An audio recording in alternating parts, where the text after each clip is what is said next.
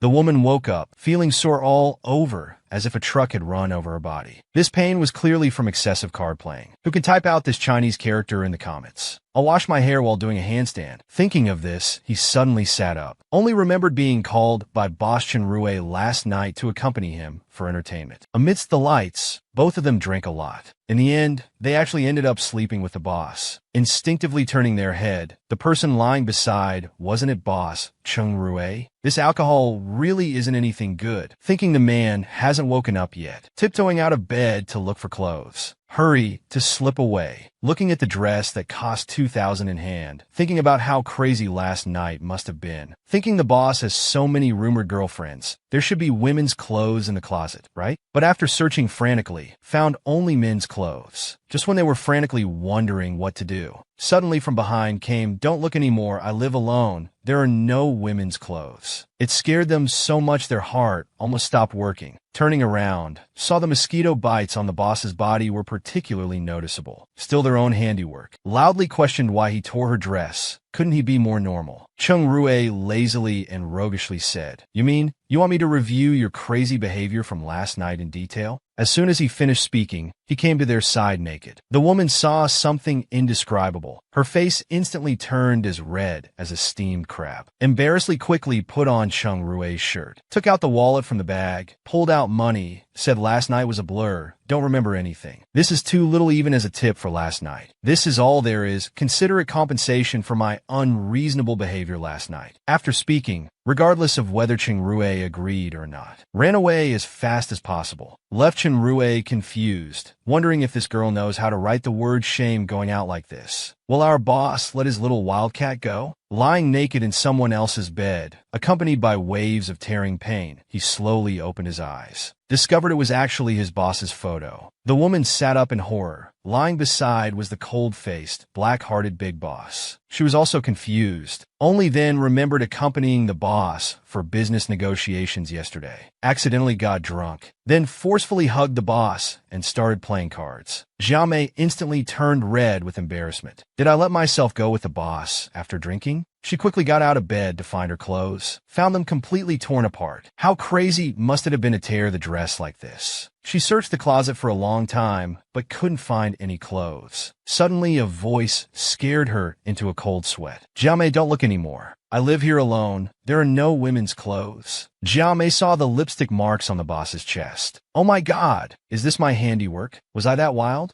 She went forward to question the boss. Why did you tear my clothes? That was half a month's salary. The boss looked disdainful. You mean, you want me to describe your wild behavior from last night in detail? Then lifted the blanket, standing naked in front of Jiamei. Come on, let me demonstrate again. Jiamei's face instantly turned red, not daring to look directly at him. Boss, please put on some clothes first. I think it's time to get dressed. You're the one who's afraid of catching a cold, right? Go put on some clothes. Jiamei put on a shirt, then took out a stack of cash from her bag. Boss, you were drunk last night. Don't remember anything. Just pretend nothing happened. This money is compensation for last night. Please don't think it's too little. Chen Rui thought, is this hush money? She thinks this small amount can settle things after sleeping with me? Is she stupid? Then Jiamei quickly ran away. Arriving downstairs, this place felt familiar. Could it be her ex-boyfriend's neighborhood? Suddenly a voice called, Jiamei, why are you here? Such a familiar voice. What she feared most happened. Jiamei turned to her ex-boyfriend. Good morning. At this moment, wearing a man's shirt with obvious hickeys on her neck, she calmly said, just dropping my girlfriend off at work. Waking up to find herself in the CEO's bed. Must have gotten drunk last night. Did we let ourselves go wild? Jiamei awkwardly tried to slip away. By coincidence, she ran into her ex-boyfriend and his rich girlfriend, thinking back to the promises they made years ago. In the end, this scumbag broke up with me for his own interests. Thinking about it now is laughable. I was too naive and foolish then. Meeting like this now is quite awkward. The rich girl said sarcastically, Miss, you're dressed quite coolly. Maybe cover up your neck. It's embarrassing for others to see. Jiamei boldly replied, this is love's mark. My dear, gave me his stamp, proving I'm his person. The scumbag ex said jealously, when you were with me, I never saw you this open.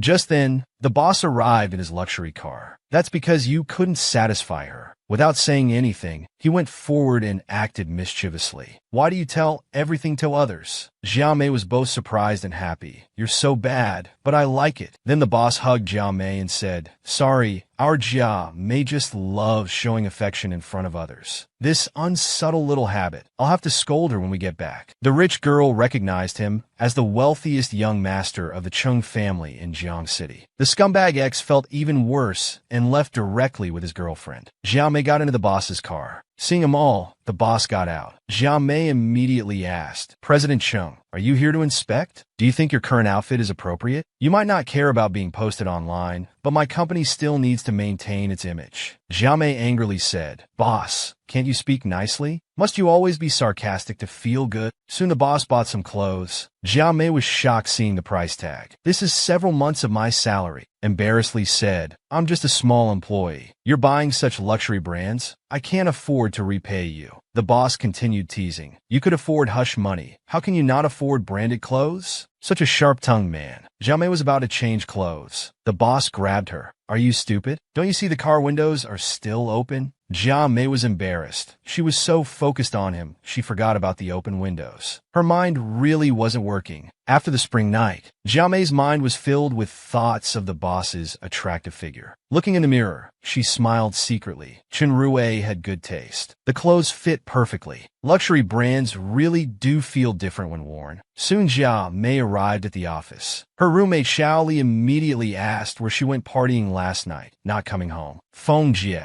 standing nearby, saw her branded clothes and said they must all be knockoffs. Jiao Mei ignored her. I heard last night's client was difficult. Did you get the contract signed? Jiao Mei directly lifted her clothes, showing them the hickeys on her body. Xiao Li exclaimed, Did the client take advantage of you? Jiao Mei whispered in her ear, I got drunk last night and accidentally slept with the boss. Xiao Li was so shocked, she spat out her soy milk. She praised Jiao Mei for becoming the boss's lady in one leap. Jiao Mei awkwardly replied, Well, I gave him 1,000 yuan afterward. Will you hit me? Xiao Li exploded. Did a donkey kick your brain? In all of Jiang City, countless people want to be the boss's girlfriend. You actually paid him and left? Did you think he was some male escort? The silly Jiao Mei just smiled foolishly, imagining the boss as a male escort. Soon the boss came to the office. All the girls had flirty expressions except Jiao Mei, who looked disdainful. Chen Rui walked straight to Jiao Mei, adjusted her clothes, and said, Image is the most important thing in PR. Then he lowered his head and said, Come to my office later. Jiao Mei suddenly became the center of attention. Xiao Li teased. Maybe the boss wasn't satisfied last night and wants another round in broad daylight. Jiao Mei also felt it would be awkward after last night's intimacy. She opened the door with a smile. Smells good. Such a keen nose. Are you a dog? Hearing this, Jiao Mei could only force a smile. What did you need, President Chung? Chung Rui pulled her in. He took out a homemade lunchbox. He teased, Considering how hard you worked last night, this nutritious meal is to help you recover. Jiao Mei didn't refuse and started eating. Soon Jiao Mei finished and got up to leave. Suddenly Chung Rui grabbed her. He pushed her onto the sofa. Was he going to make a move? The CEO pushing his mistress down in the office in broad daylight? Jiao Mei was at a loss. She blushed, eyes wide as if expecting something. However, CEO Chung Rui just took out a napkin and said, Girls should always mind their image. Should we revisit last night's romance? Jiao Mei angrily pushed Chung Rui away. Are you sick? Speechless, she turned and left. Chung Rui smiled mischievously. What a little wildcat. Jiao Mei stormed out of the office furiously. She immediately told Xiao Li what happened. Xiao Li's eyes were full of envy. You two are so sweet. Seems you performed well last night. Keep it up. Jiao Mei's eyes were red with anger. Suddenly the phone rang. The screen showed 3 words, Chun Jianan.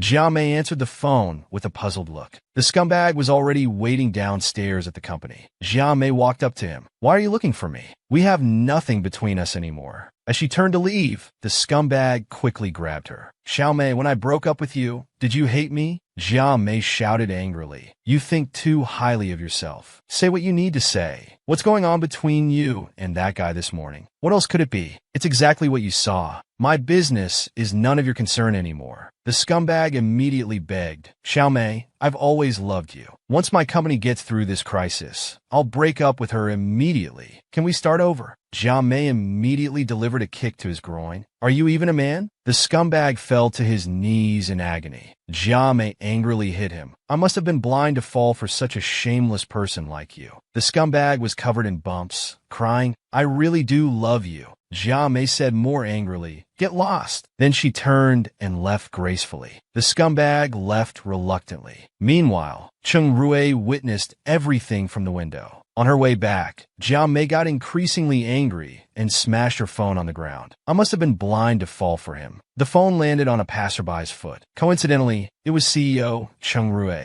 He immediately embraced the tearful Jia Mei. It's okay. From now on you have me and the company. The mistress tried every way to get into his arms, sending a loving lunchbox every day, creating chances for accidental encounters. He stood by the window, witnessing the entire meeting between Jia Mei and the scumbag. He knew his chance had come. Now Jia Mei angrily threw her phone on the ground. It landed right at Cheng Rui's feet, creating another perfect encounter. Jia Mei looked at boss Cheng Rui with teary eyes. Why are you here? Then wiped her eyes and said thank you. Just as she was about to leave, Cheng Rui grabbed her, held her tight in his arms. That scumbag doesn't deserve your tears. Jia Mei suddenly felt so warm. That night, lying in bed, Jia Mei thought about how she gave up everything to be with that scumbag, only to be cheated on, and now she might soon have nowhere to live. She sighed at life's drama. Better find a place to live first. At that moment, a drunk man suddenly broke into Cheng Rui's mansion. Cheng Rui angrily pushed Gu Tingyu away. How much did you drink? Go take a shower now. After showering, Gu Tingyu found the torn dress. So there was a woman. Cheng Rui snatched the dress. None of your business. Gu Tingyu persisted. How desperate were you to tear the dress like this? Is she beautiful? Does she have a good figure? Cheng Rui was furious. He beat him up, and Gu Tingyu quickly knelt down begging for mercy. Cheng Rui stood aside thinking, holding the dress. After waking up that night, I wanted to tell him I'd take responsibility, but he gave me hush money instead. Did he really think I was just a male escort? The next day, Jia Mei had a fever. She lay listlessly on her desk. Her roommate Xiao Li thoughtfully brought her medicine, but Jia Mei refused to take it like a child, afraid of the bitter taste. Just then, the supervisor brought some documents for Jia Mei. Take these to get the CEO's signature. Jia Mei was extremely reluctant. Why me again? Can I not go?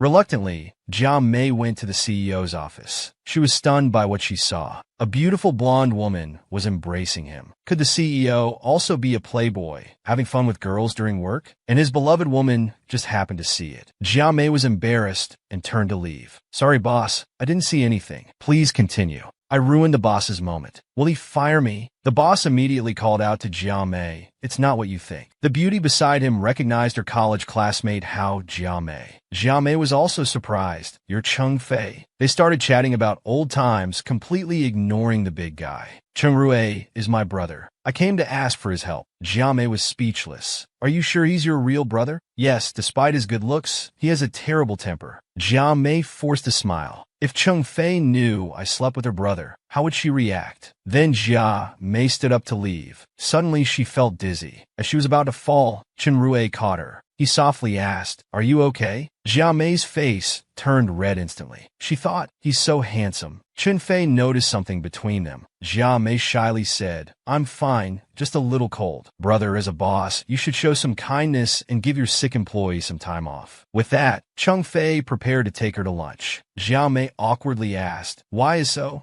Chen coming too? Cheng Fei joked, My brother? He's the money bag. Might as well use him. The three arrived at a health food restaurant. Brother, I want meat. Who wants to eat leaves here? Cheng Rui turned and replied, Jia Mei is sick. It's better to eat light food and less meat. Jia Mei smiled slightly. It's okay. I want meat too. Cheng Rui suddenly turned sly, gradually asking, Seems like that bowl wasn't enough. How much are you willing to pay for meat this time? Jia Mei suddenly realized the meat he was talking about definitely wasn't the same meat she meant. Bastard pervert. This seemingly innocent girl had actually slept with her friend's brother. The next day, they acted as if nothing happened, accompanying his sister to lunch. The sister noticed something between them and teased Jia Mei with a mischievous smile until she was speechless. The brother came to the rescue domineeringly, giving her a big punch. Stop talking nonsense. The sister looked wronged. Love really makes you forget family. During their chat, the sister learned Jia Mei was looking for a place to stay. She immediately invited her to live together, and Jia Mei happily agreed. After the meal, the sister left early, leaving the two of them to their private world. Cheng Rui immediately seized the opportunity. Here's cold medicine for you. Take it quickly. Jia Mei smiled and replied, It's too bitter. I don't want to take it. Cheng Rui smiled foolishly, but it's not bitter. Jia Mei immediately changed her expression. Not bitter? You're treating me like a child. Why don't you try it yourself? Chen Rui immediately opened the bottle cap. He smiled foolishly. I'll show you by taking it. Suddenly he embraced and kissed Jia Mei. Little wildcat, is the medicine still bitter? At that moment, Jia Mei's mind went blank. The sudden display of affection scattered everywhere, leaving only the editor to silently endure. Cheng Rui caressed Jia Mei's face and said, Next time if you don't take your medicine obediently, I won't mind feeding you this way. Back at home,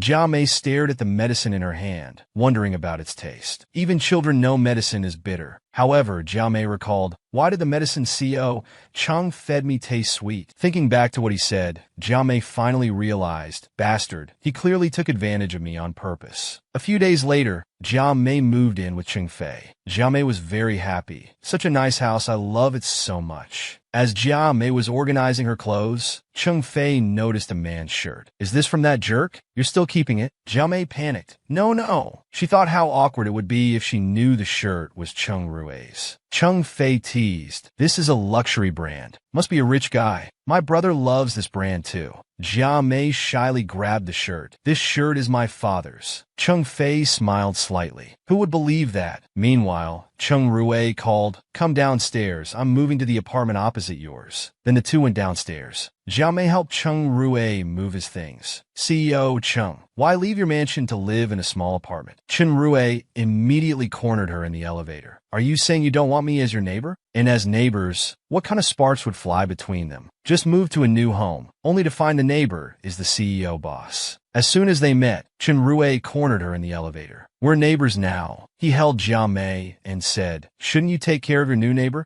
Jia Mei was confused. How should I take care of you? Cheng Rui smirked. You know how. Jia Mei suddenly exploded, hitting him with a box. You're such a pervert. Didn't that money that night settle everything? Cheng Rui remained calm. Jia Mei turned away, ignoring him. Leaving the elevator, Jia Mei realized, You're actually living right across from me. Cheng Rui coldly said, Do you have a problem with that? Jia Mei forced a smile. No problem, CEO. With your money and power, I wouldn't object even if you bought the whole building. Cheng Rui stepped forward, lifting Jia Mei's chin. Yes, I have money and power, but I'm missing one thing. Jia Mei was confused. What are you missing? A warm companion, of course. Jia Mei was very unhappy. What do you take me for? After moving in, they went to a hot pot restaurant. Cheng Rui thoughtfully asked Jia Mei what she wanted to eat. Jia Mei awkwardly replied, It's hot. I'll have something cool. Thinking the boss might be showing too much concern for her. After the meal, Jia Mei prepared to take the subway home. Cheng Rui wanted to go with her. Jia Mei angrily asked, Why don't you drive your own car? You want me to drive drunk? Why don't you drive? Jia Mei smiled awkwardly. Never mind, I'm a terrible driver. Cheng Rui smirked. How about I teach you how to drive when we get home? Jia Mei looked puzzled. Cheng Rui added, Cars need to be driven regularly. Skills must be practiced. Remember, practice makes perfect. Jia Mei was speechless, seeming to understand something. She retorted fiercely, Who wants to learn driving from you? I'm already good at it. Just after showering, she stood on the balcony daydreaming, her graceful figure looking particularly enchanting. Old Chen next door happened to see her. Can't sleep late at night, thinking about me? Dressed so coolly. Are you showing off your 34A figure?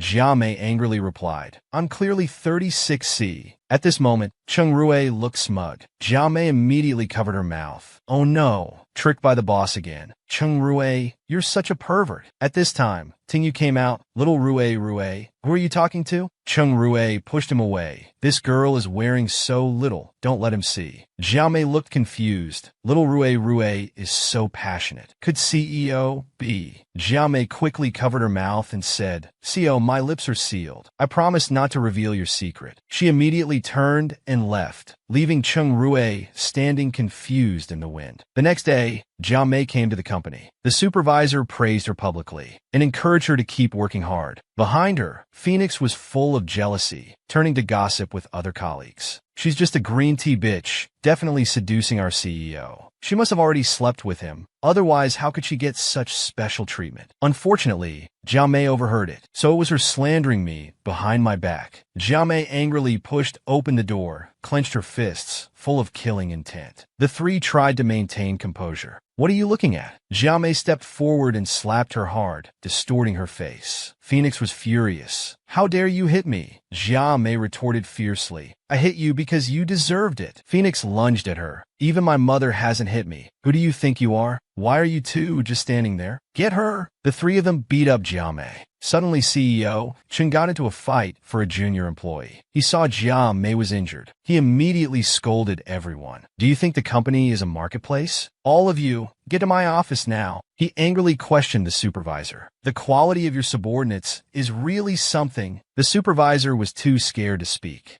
Then he turned to ask everyone, what happened? Who hit first? Jia Mei pointed at them and said, CEO, they were saying behind my back that I seduced you, so I hit them. Hearing this, everyone froze. However, Chung Rue grabbed Jia Mei's hand. They gazed at each other lovingly. Let them talk. Doesn't your hand hurt from hitting them? Then he ordered the supervisor to fire all three of them. He added menacingly, the company doesn't keep idle people. The two went to the office. Chung Rue thoughtfully applied ointment for her. Jia Mei couldn't help but let out a hiss. It hurts. Chung Rue tapped her head and scolded. Now you know it hurts? Didn't hear you complaining when you were fighting. Jia Mei retorted, you think I wanted to? They said I was seducing you. Chung Rue looked down at Jia Mei. Weren't you? Jia Mei stammered. Who's seducing you? You're the one who's been seducing me all along. After bandaging, Chung Rue wanted to make Jia Mei his secretary. Jia Mei looked at him with disdain. I won't do it. It's even more dangerous with you. Chung Rue was sad. I'm trying to protect you, okay? Soon after, Jia Mei walked out of the office smiling. Xiao Li teased. You've become famous overnight. Everyone in the company knows about your special relationship with the CEO now. So you really did sleep with CEO Chung. That's why you get special treatment. Jia Mei was speechless. Why are you joining in on the gossip too? That night, Jia Mei and Chung Fei returned home together. They found someone in the house. Could the wealthy CEO have turned into a thief? Sneaking into a neighbor's house late at night, Jia Mei went up and grabbed him. Chung Fei immediately went to call security. Then Jia Mei saw the man's face clearly. CEO Chung, it's you? I thought you were a thief. Chung Rue was angry. Are you a dog? Biting everyone you see? Jia Mei asked with teary eyes. CEO, did it hurt when I hit you? Chung Rue replied helplessly. What do you think? Since you hit me, shouldn't you compensate me? Jia Mei felt guilty. How should I compensate? Chung Rue went in for a kiss. Just then, Chung Fei returned with security and caught them in an intimate moment. He exclaimed surprised, Bro, it's you? Both laughed nervously. Then Chung Rue turned to question them. Why are you two drinking so late? Don't you know how dangerous it is outside? He quickly left, but not before warning Jia Mei. Stop hanging out with Feier so much. Don't let him corrupt you. Feier teased Jia Mei. What unspeakable things were you two doing? Jia Mei turned away embarrassed. Nothing. I'm going to take a shower. Late at night, Jia Mei drowsily looked at her phone. Someone added her.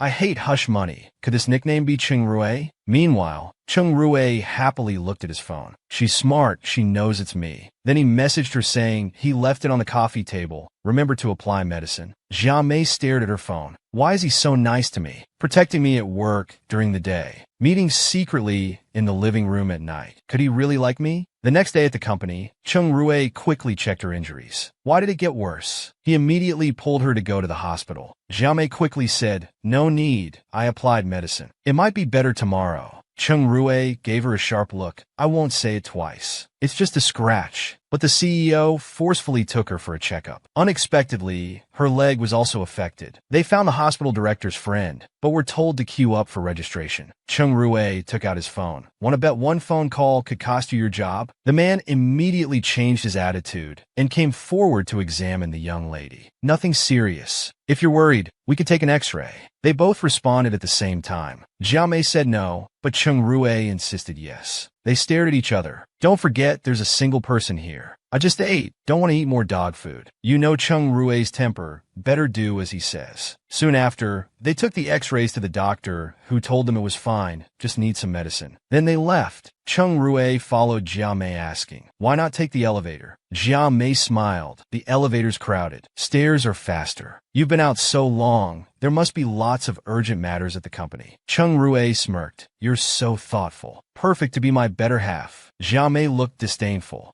She quickened her pace. She accidentally slipped. Chung Rue immediately grabbed her. They fell down the stairs together. Jia Mei fainted. Chung Rue was very worried. "Please be okay." He quickly carried her back. His friend was bewildered. "What happened?" "You left walking. Now you're back horizontal." After settling Jia Mei, his friend asked, "Is it because she's also called Jia Mei?" Before he could finish, Chen Rue interrupted. "I know what I'm doing." His friend patted his shoulder. Friendly reminder, don't dig yourself into a hole like last time. Chen Rue said he understood. Soon Jia Mei woke up, surprised to see her leg in a cast. "I've become the CEO who turned into a full-time caretaker, taking care of all the patient's needs." Jia Mei shyly looked at her boss. "I need to use the bathroom." The boss didn't hesitate, ready to carry her. "You can't move well. I'll carry you." Jia Mei nervously clutched her clothes, but we're different genders. Chung Rue didn't mind. "What? Now you're shy." "You weren't shy when you pounced on me that night." Jia Mei awkwardly replied. "That night's in the past. Will you remember it forever?" Chung Rue whispered. "Yes, you need to take responsibility." Jia Mei got annoyed. "You're a man. You didn't lose anything. I'm a young girl. You should take responsibility." She fell right into his trap. "Fine, I'll take responsibility for life." Baby's heart aches, but baby won't say. After returning, Chung Rue said he'd personally care for her. "We've done the most intimate things anyway. Nothing's inconvenient anymore." Jia Mei pushed him away. "I don't want that. I'd rather hire a nurse." Chung Rue calmly replied, "With your salary? You won't have money left for food if you hire a nurse." Jia Mei angrily said, "How dare you say that? It's all because you capitalists exploit us." Chung Rue gently held Jia Mei. "My baby, only I can take care of you. No one else can touch you."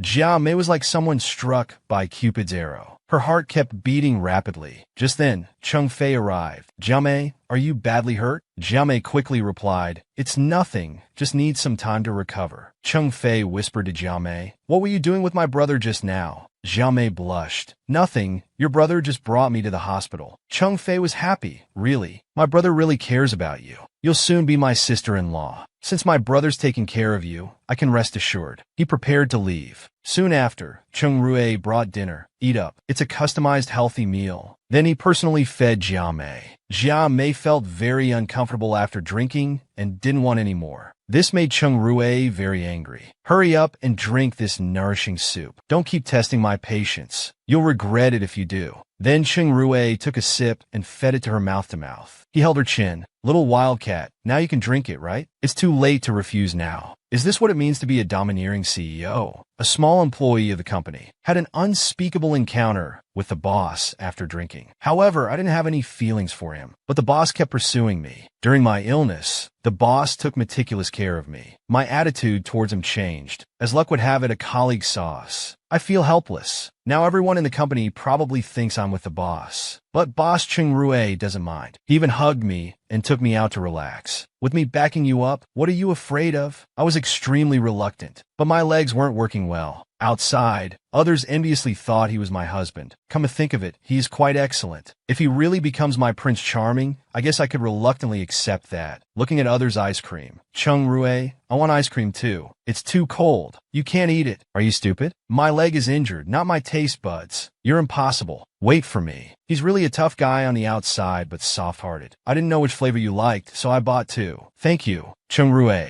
let's eat together then." "I don't want to. Only girls eat that. I'm a grown man. I won't eat it. Let's see if you eat it." I forcefully fed the boss. I didn't expect it to be so delicious. This is my first time trying it. However, the next morning when I woke up, he was sleeping in my bed. This is so embarrassing. This is a hospital room. "Chung Rue, get up. Why are you shouting so loud? Can't even sleep. Why are you sleeping in my bed? You fell asleep in the wheelchair last night, so I carried you to bed. You didn't do anything inappropriate to me, did you?" He even teased me. What kind of things? Making love? Damn you, Chung Rue. You beast. I'll throw this at you. Chung Rue quickly dodged, but it hit the hospital director's face instead. Mrs. Chung, you're being too beastly. The young lady is still injured. How could she handle such activity? Everything needs moderation. She's recovering well and can be discharged. Just rest at home and she'll be fine. I was so embarrassed I couldn't face anyone. But Chung Rue didn't seem to mind. He complained the director was too nosy. Remember to be careful with vigorous exercise after discharge. I wrapped myself tightly in the blanket. This is all your fault. It's so embarrassing. But he acted like nothing happened. Don't worry.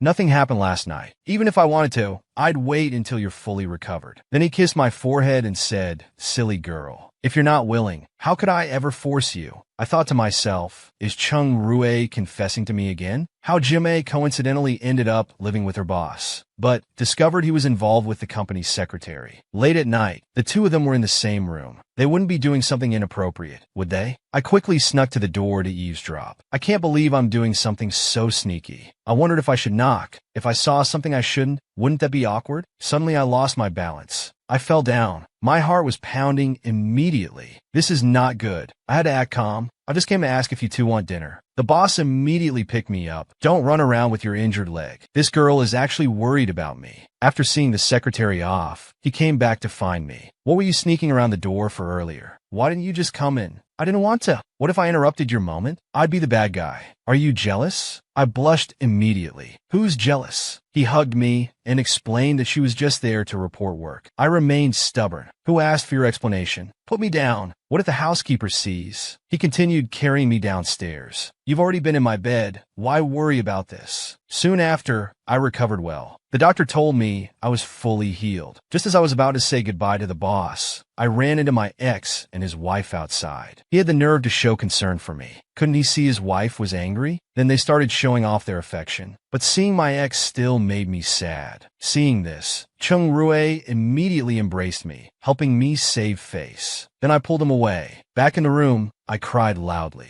After all these years, I still couldn't let go. I'm so useless. Chung Rue walked in. Jimei, why are you so pathetic? What's the point of crying alone? I stood up to argue. Then what should I do? Can't I even cry? He gently wiped my tears. There are plenty of good men out there. Why hang yourself on one crooked tree? Open your eyes and look, there's one right in front of you. Why not cherish him? I asked confusedly. Chung Rue, do you like me? He looked down at me. Why else would you think I'd spend so much time taking care of you? Everything I've said and done for you has been sincere. I replied, crying, but I don't have the courage to love again. The handsome and wealthy tycoon was actually rejected, and he was desperately asking for another chance. He eagerly promoted himself to her. Handsome, sweet-talking, rich, and great at cooking. The woman told him she needed time to think. The man hugged her contentedly. I'll definitely show you my sincerity. The next morning, Jimei went to work in sweet attire. At the door, she met the boss. Chung Rue, get in the car. From now on, I'll drive you to and from work every day. Jimei was surprised. No need. I'm used to taking taxis. Chung Rue handed her a bottle of milk. From now on, I'm your driver. Available anytime. When you're tired from work, come rest in my office. Jimei sighed. Boss, I'm going to work, not to enjoy leisure. Why don't you become my secretary? Then you can openly slack off. Jimei was speechless. You're quite a boss, encouraging employees to slack off. Chung Rue just laughed silly. He looked down at Jia Mei and said, since I'm so good, shouldn't I get a reward? Before she could react, Chung Rue leaned in. Jia Mei exclaimed, Chung Rue,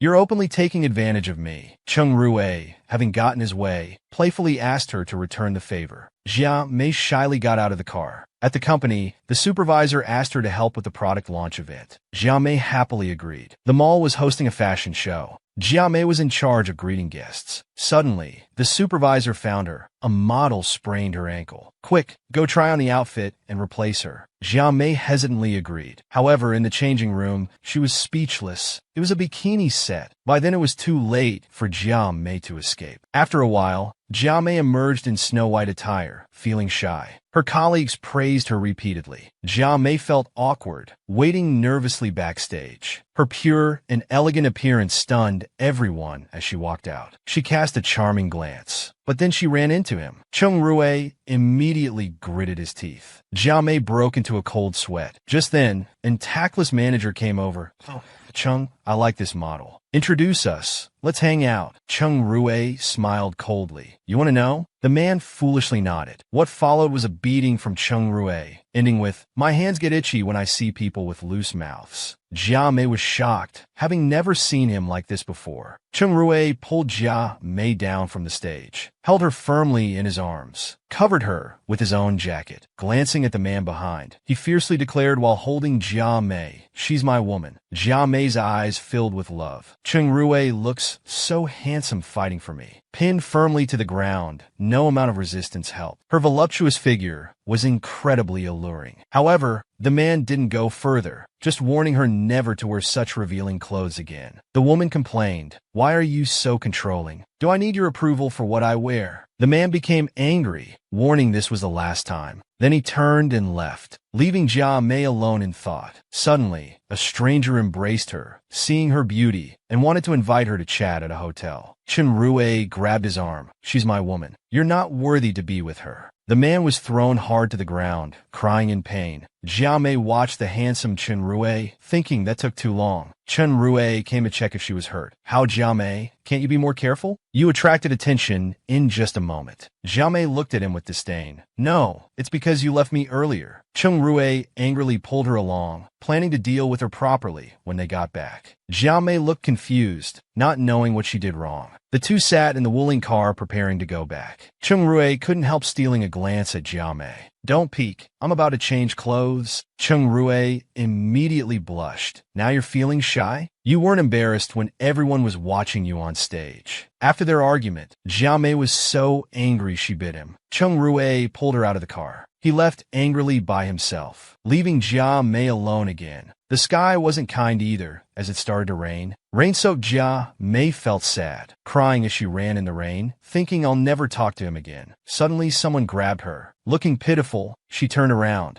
It was Chung Rui. Jia Mei angrily pushed him away. "Didn't you abandon me? Why are you back now?" Then she wiped her tears alone. Chung Rui stepped forward and held her tight. "It's all my fault. But do you know how angry I was seeing others looking at you lustfully?" Jia Mei pouted and humphed. She shyly moved closer and bit his lip. "This is punishment for abandoning me." This made Chung Rui shy. Hugging Jia Mei again, he said, "This punishment isn't enough. Need more." Jia Mei hugged him tightly too. They kissed in the rain, unwilling to part. Scene changes, they arrived at a restaurant. Soaking wet, Jia Mei complained, "I'm not even hungry. Why are we at a restaurant?" Chung Rui smiled. "Women change moods faster than turning pages. You were just kissing me." Jia Mei explained loudly. "That wasn't a kiss, it was a bite." Chung Rui stroked her hair. "If you like biting so much, you can bite me all you want after we shower at home." Jia Mei realized she'd fallen for this playboy's tricks again. Then Chung Rui leaned in and asked, "What are we now?" Jia Mei pulled his tie, looking at the shy Chung Rui, saying, "Of course it's the domineering so falling for me." She sold herself for a meal. The next morning, she woke up in the CEO's bed. Confused, she hit her sleeping boss, but he just hugged her tighter, wanting her to sleep more. Then Jia Mei took control. She pinned the boss down, smirking at him. Chung Rui blushed immediately, thinking they would make love again. But Jia Mei just asked why they were sleeping together. Chung Rui was speechless. Last night, he brought a loving dinner. After Jia Mei finished eating and was about to leave work, Chung Rui carried her out of the company. On the way home, Jia Mei fell asleep. So naturally, he brought her home.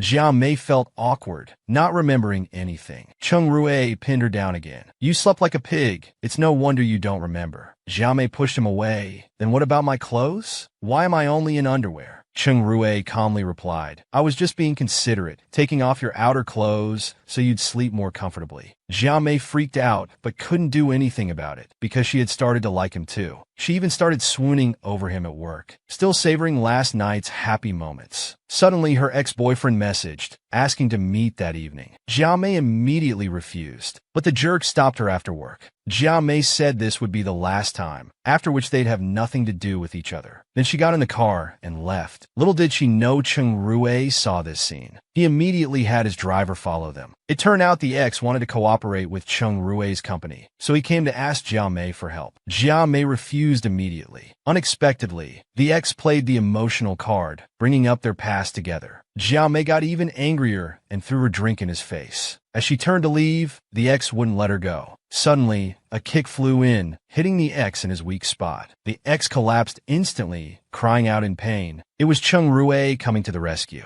Holding Jia Mei, he threatened the ex fiercely. "If you dare harass my girlfriend again, I'll make sure you can never have children." Jia Mei looked at Chung Rui. "Why are you here?" Chung Rui replied nervously, "If I hadn't come, someone would have bullied you." Jia Mei looked at him shyly. "Wow, my Prince Charming is everywhere." Then Chung Rui asked the ex if he had any other business, saying they needed to go home to exercise. He looked lovingly at Jia Mei and asked, "Right, dear?" Jia Mei happily agreed. After they left, Chung Rui angrily asked, "Did I interrupt your reunion with your ex?" Jia Mei scoffed. "Yes, you ruined it. Stop pretending to be my boyfriend. It's embarrassing." As soon as she said it, Jia Mei knew she'd said something wrong. How would she ask for forgiveness? To please the boss, she gave herself up. They got drunk and played a strip rock-paper-scissors game. The woman didn't win once, but kept insisting to continue. The boss was speechless, thinking she'd be naked if she lost again. The woman took matters into her own hands, sitting in the boss's lap, insisting he remove a piece of clothing. The boss still refused, so she switched tactics. She looked at him with a sweet smile, making him shy. Then she unbuttoned his clothes. "Such a good body. It makes me drool." The woman reached out to touch. "This feels so nice. Feels better than a bed. I'll sleep here tonight." Chung Rui looked at her drunk state. "If you want to sleep in my arms, answer one question. Do you like me?" Jia Mei looked at him lovingly. "Of course I like you." Chung Rui asked her to prove it. Jia Mei hugged him, kissing him here and there. Seeing he wasn't satisfied, she decisively climbed on top. "Is this enough?" Chung Rui was very satisfied and smiled shyly. Then he carried her to the bedroom, and they spent a pleasant night together. The next morning when they woke up, Jia Mei dressed up beautifully, preparing to attend her ex-boyfriend's wedding. Her date was, of course, Chung Rui, the richest man in Jiang City, handsome and wealthy, ready to show up her ex-boyfriend. Meanwhile, the jerk's wedding was in full swing. Just then, the two of them arrived. Their stunning appearance immediately became the center of attention, completely stealing the show, creating a stark contrast with the ignored ex-boyfriend. They then walked up to offer their congratulations. Jia Mei took the chance to show off their love, playfully punching his chest like a young girl. The two were completely lovey-dovey, not caring about others' feelings at all. After making everyone jealous, they happily walked away, leaving the ex to suffer silently. Then Chung Rui, while eating cake, asked if she felt uncomfortable. Jia Mei looked at him happily. "Today I'm officially saying goodbye to my past. I've completely let him go." Chung Rui caressed Jia Mei's face. "Since you've let go of your past, can I be part of your future?" Just then, a beautiful woman with long hair approached, calling Jia Mei by her nickname, Nan Nan. Jia Mei surprisingly responded, "Sister-in-law? How come it's you?" They chatted for a while. Then the sister-in-law pointed behind her. "Your brother is coming." Jia Mei turned around smiling. "Brother, long time no see." The distinguished-looking man before her was Jia Mei's brother. Jia Mei immediately showed her concern for him. Her brother complained teasingly, "You, the noble third miss, do you still care about me?" It turned out Jia Mei's background wasn't simple. Miss Jia had given up everything for love, only to be taught a harsh lesson by reality. The ex had cheated with a rich beauty and still invited her to the wedding. Thinking about how she had fallen out with her family for that jerk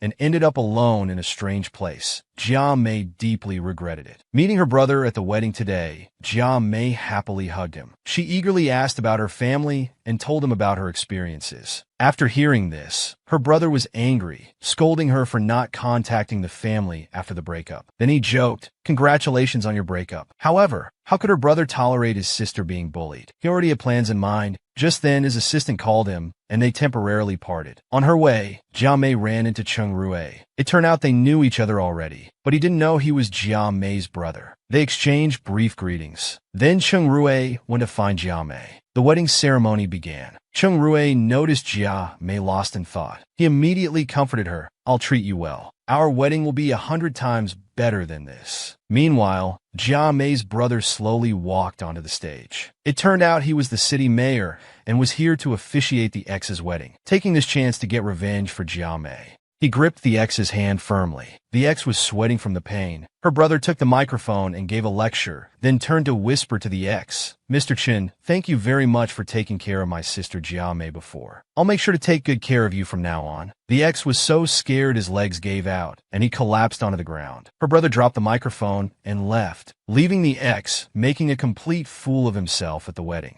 Jiamei was happy that her brother got revenge for her. She thought to herself, "My brother is even scarier than the devil Cheng Rue."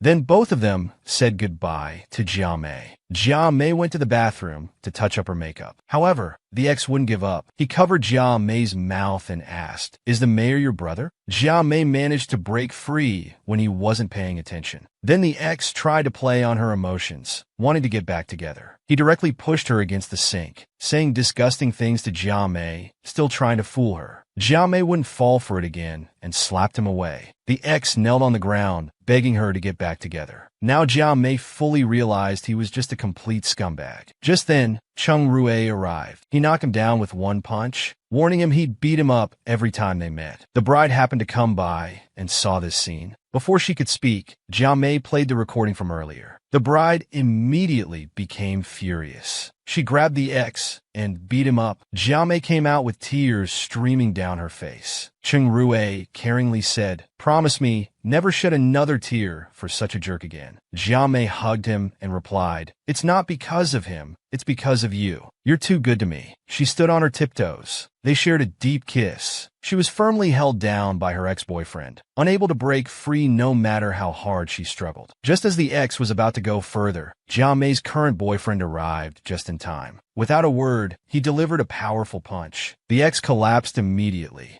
Cheng Rue warned him fiercely to stay away from Jiamei, threatening to beat him up whenever they met. Then he took Jiamei away. Seeing Jiamei upset, Cheng Rue decided to take her shopping. They bought matching couple outfits. Then Cheng Rue took her to watch a movie. But the movie was full of romantic scenes, making both of them feel awkward. Watching the passionate couple in the back row, Cheng Rue became restless. He pulled Jiamei out. He laid her down in the back seat. Jiamei blushed, not knowing what to do. Cheng Rue looked at her with a mischievous smile. Jiamei timidly asked, "What are you doing?" Cheng Rue looked at her and asked, "Can I kiss you?" Jiamei didn't refuse. Then they shared an intimate moment. The next day, Jiamei went sightseeing with her brother. In the car, she realized she was being taken to a blind date. They arrived at the scenic area. The man thoughtfully bought milk tea. Jiamei turned to look at him. Cheng Rue's image suddenly appeared in her mind. Just then, Cheng Rue called. Jiamei answered and explained the situation, then hung up before he could respond. On the other end, Cheng Rue was very angry, looking at his phone, unable to calm down. That night, the man confessed his feelings to Jiamei. But all Jiamei could think about was Cheng Rue.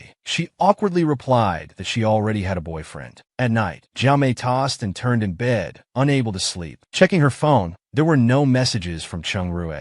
She knew she'd have to make it up to him. The next day, she saw Cheng Rue but was completely ignored. They passed each other without a word. Jiamei asked him to stay for dinner. Cheng Rue turned and left. She realized he was truly angry. Jiamei went to the company with a gift. She found Cheng Rue, wanted to give him the gift. However, Cheng Rue sternly asked, "Don't you know how to knock?" Jiamei put down the gift and expressed her apology. Cheng Rue scoffed. "Are you trying to bribe your superior?" "According to regulations." Before he could finish, Jiamei darkly said, "I'm sorry, I don't know the rules." Then threw the gift in the trash. She turned and left crying. Cheng Rue opened the gift and realized he had gone too far. He immediately ran out and embraced her. They gazed at each other lovingly. All misunderstandings dissolved. Then Cheng Rue took her home. What happened next? The secret blind date was discovered by her CEO boyfriend. He threw her onto the bed to teach her a lesson. Loosening his tie, he said, "I've been too gentle with you. That's why you go on blind dates with others." Then he started unbuttoning his shirt. The woman asked fearfully, "What are you doing?" The CEO pushed her down and kissed her. Though resistant at first, after their interaction, Jiamei opened her heart to him. She became more responsive while the CEO continued persistently. Cheng Rue seized the moment to confess, but Jiamei pushed him away. Crying, she said, "You ignored me and rejected my gift. How can I believe you love me?" Cheng Rue held her and said, "You don't know how much I care about you.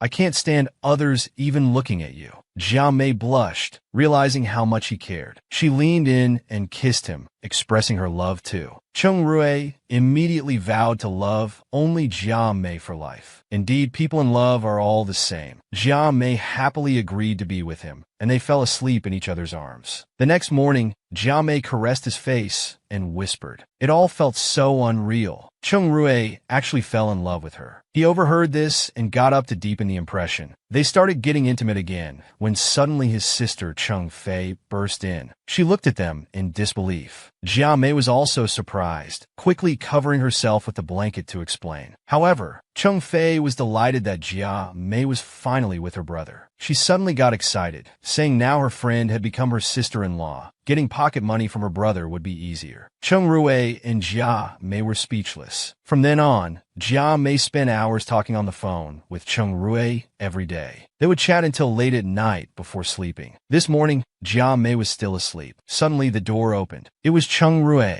He quietly approached and kissed Jia Mei. Jia Mei instantly woke up, staring at him wide-eyed. "You rascal, how did you get in?" Cheng Rui pinned down her hands. "Have you ever seen such a handsome rascal?" Then they started being lovey-dovey again. After a while, they went to the company. Jia Mei took a separate elevator to avoid suspicion. However, Cheng Rui grabbed her in front of everyone. He pulled her into the CEO's private elevator. Jia Mei blushed, feeling awkward. But Cheng Rui calmly said, "There's no need to hide being with my girlfriend." Looking down at Jia Mei, he said, "If I can't protect my own woman, how can I be worthy of Jia Mei?" Jia Mei immediately hugged him, saying, "Cheng Rui, I'm so lucky to have you." She received a priceless gift, a castle-like villa. Jia Mei was overjoyed. "The scenery is so beautiful." Cheng Rui hugged her. "You're the most beautiful scenery here." Jia Mei's face turned red from his flirting. They couldn't wait to get inside. Soon after, people came to celebrate Jia Mei's birthday. Jia Mei happily accepted the gifts. Gu Tingyu immediately asked if Cheng Fei had arrived. They were college sweethearts, and he wanted to reconcile during this opportunity. Later, Jia Mei took her secretary to rest, leaving the three men to do the hard work. As the fragrant barbecue was ready, Cheng Fei arrived. Gu Tingyu prepared to offer her some skewers, only to find her arm in arm with a man. He nearly fainted on the spot, showing full hostility towards the man. Asked angrily, "Were you even invited today?" Cheng Fei immediately stepped forward. "He's my date." "What's wrong?" Jia Mei welcomed them with a smile, leaving Gu Tingyu crying alone. Gu Tingyu watched as Cheng Fei never once looked his way. His heart was breaking. Worse still, Cheng Fei brought food to the man right in front of him. Gu Tingyu's heart turned to ashes. At the dinner table, he glared at the man viciously. He devised a plan to get him drunk. He grabbed the bottle and started chugging. The man didn't back down either. Halfway through,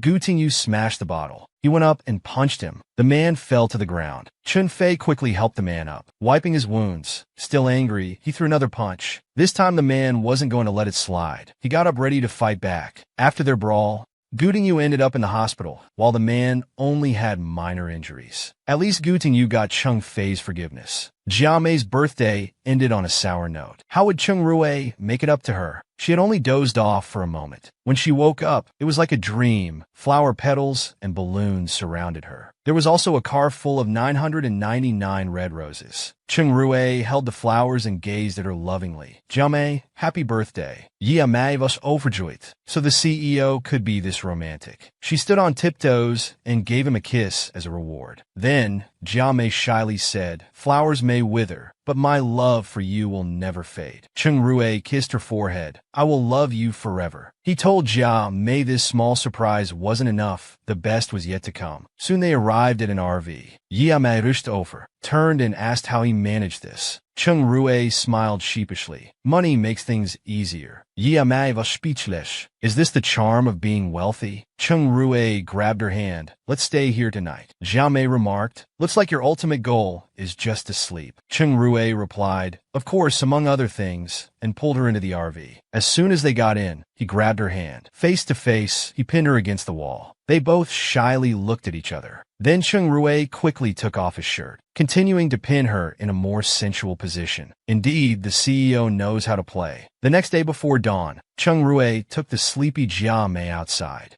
Soon the sun peaked over the horizon. Jia Mei loved watching the beautiful sunrise. Then Cheng Rui took out a small box. Facing the auspicious sunrise, he handed it to her. Jiamei, I have another small gift for you. Open it. Jiamei slowly opened the box. It was a pair of matching rings symbolizing eternity. She was immediately moved to tears. She whispered, "Is this very precious?" Cheng Rui gently wiped her tears. He happily replied, "This is passed down to the Cheng family's bride." Jia Mei was surprised and happy. It came so suddenly. Cheng Rui contentedly hugged Jia Mei. "The rest of my life will only be you and our children." Jia Mei hugged him happily and said, "Cheng Rui, I will love you forever." A perfect moment with the perfect person. Their passion deepened as they embraced and kissed intensely. The CEO was addicted to his girlfriend's charm, daydreaming about her early in the morning. He quietly watched the woman lying beside him, savoring last night's passion. Just then, Jiamei slowly opened her eyes, realizing she would be late for work. She got up anxiously, ready to leave. Cheng Rui noticed her trembling legs as she walked. He immediately hugged her. "You can barely walk. How can you go to work?" Jiamei rolled her eyes. "This is all because you were too wild last night." Cheng Rui looked at her mischievously. "You were exhausted last night too. Better rest today, or you won't handle tonight." Jiamei blushed instantly. "Can't you show some restraint?" Chen Rui picked her up directly. He put her on the bed, saying, "How wonderful if we could be like this every day. Why don't you move in?" Jiamei didn't agree immediately, worried about Cheng Fei. However, Cheng Rui complained about his sister Cheng Fei. She's already used to living alone abroad. The CEO really prioritizes love over family. Cheng Rui continued to hold her, persuading persistently. Jiamei shyly agreed. Days later, they attended a gathering at a hotel. The group walked into the lobby, chatting and laughing. Suddenly, a familiar voice stopped Jiamei in her tracks. She and Cheng Rui gently pushed the door open to peek. They saw a beautiful blonde woman drinking. Jiamei was surprised. "It's really Mom." She immediately went in to greet her. "Mom, why are you here?" Her mother was also surprised. The woman beside her asked who she was. Her mother pulled Jiamei close and introduced her with a smile. "This is my daughter, my third child. She's been working in Jiangqing. What a coincidence meeting her here." Just as she finished, Jiamei pulled her out. Jiamei angrily asked when she arrived and why she didn't call ahead. Her mother carefully examined her long-unseen daughter. "Not bad. You've gained weight. Better than I imagined. Now I can relax." Jiamei was curious about how her mother had imagined her. Without hesitation, her mother said Jiamei could do nothing but cry. Hearing this, Jiamei felt awkward and hurt. Then her mother noticed Cheng Rui beside them. Cheng Rui quickly stepped forward to greet her, introducing himself as Jiamei's boyfriend. Her mother's eyes immediately lit up, focusing intently. Like a scanner, she looked him up and down. Then she said, "Well, you look decent. Better than that Cheng guy." Cheng Rui was speechless but maintained a forced smile. Jiamei quickly pulled him close, happily introducing him as Cheng Rui. Her mother immediately became serious, interrogating him. "How old are you? What do you do? How many siblings do you have? How many girlfriends have you had?" And a series of other questions. Would Cheng Rui satisfy his future mother-in-law? The CEO turned timid in front of his future mother-in-law, meekly introducing himself. He praised Jiamei in front of her and excessively flattered his mother-in-law with elaborate compliments. The mother-in-law was floating with pride. Jiamei quickly interrupted her mother. "Let's take you back to the hotel." But her mother said she still had plans and wouldn't go back yet. Jiamei complained, "You're just drinking and gossiping." Her mother pinched her cheek. "Now that you have a boyfriend, you won't listen to your mother?" Jiamei apologized with a grin. Cheng Rui observed the situation, thinking his future mother-in-law would be difficult to please. As they prepared to leave, Jiamei reminded her again to drink less. Her mother agreed with a smile, then turned around and shouted, "Let's keep drinking," shocking Jiamei. Just as they left the hotel, Cheng Rui immediately made a call. He was notifying the hotel manager to charge his mother-in-law's expenses to his account. Jiamei happily praised Cheng Rui's thoughtfulness. Cheng Rui hugged her, saying, "Now that your mother's here, I must make a good impression as your future husband." Jiamei pushed him away. "You talk as if I have no choice but to marry you." Cheng Rui pressed her against the car, caressing her face and forcing her to agree. "If you don't agree, see how I'll deal with you tonight." Jiamei blushed immediately. "Cheng Rui, can't you think about anything else?" Cheng Rui hugged her playfully. "My mind is full of you." That evening, Jiamei called her brother. She asked why their father hadn't come. It turned out their parents had fought, and their mother had left their father behind. Jiamei thought about her poor father and felt quite happy. Chung Rui saw her and jealously asked who she was calling. Jia Mei explained the situation. Then she hugged him smiling, wondering how her parents had cultivated their relationship for over a decade. Chung Rui lifted her chin. Being together needs love and tolerance. We'll be the same. Jia Mei was very satisfied. Then I look forward to your performance. They started being playful again. The next morning, while they were still sleeping, suddenly the phone rang. Chung Rui answered, asking who it was. On the other end was Jia Mei's mother. Her face darkened with anger. How would Jia Mei and Chung Rui handle this? The cohabiting couple was caught by the future mother-in-law. How should the CEO handle this? Chung Rui calmly answered Jia Mei's phone. Only then did he realize it was her mother. Her mother said expressionlessly, "I'm looking for Jia Mei." Chung Rui nervously replied that she hadn't gotten up yet. He then tried to pass the phone to Jia Mei, but she said it couldn't be her mother. She must still be drunk from last night, and asked Chung Rui to sleep more with her. Her mother heard everything and smirked coldly. "My daughter is really attached to you.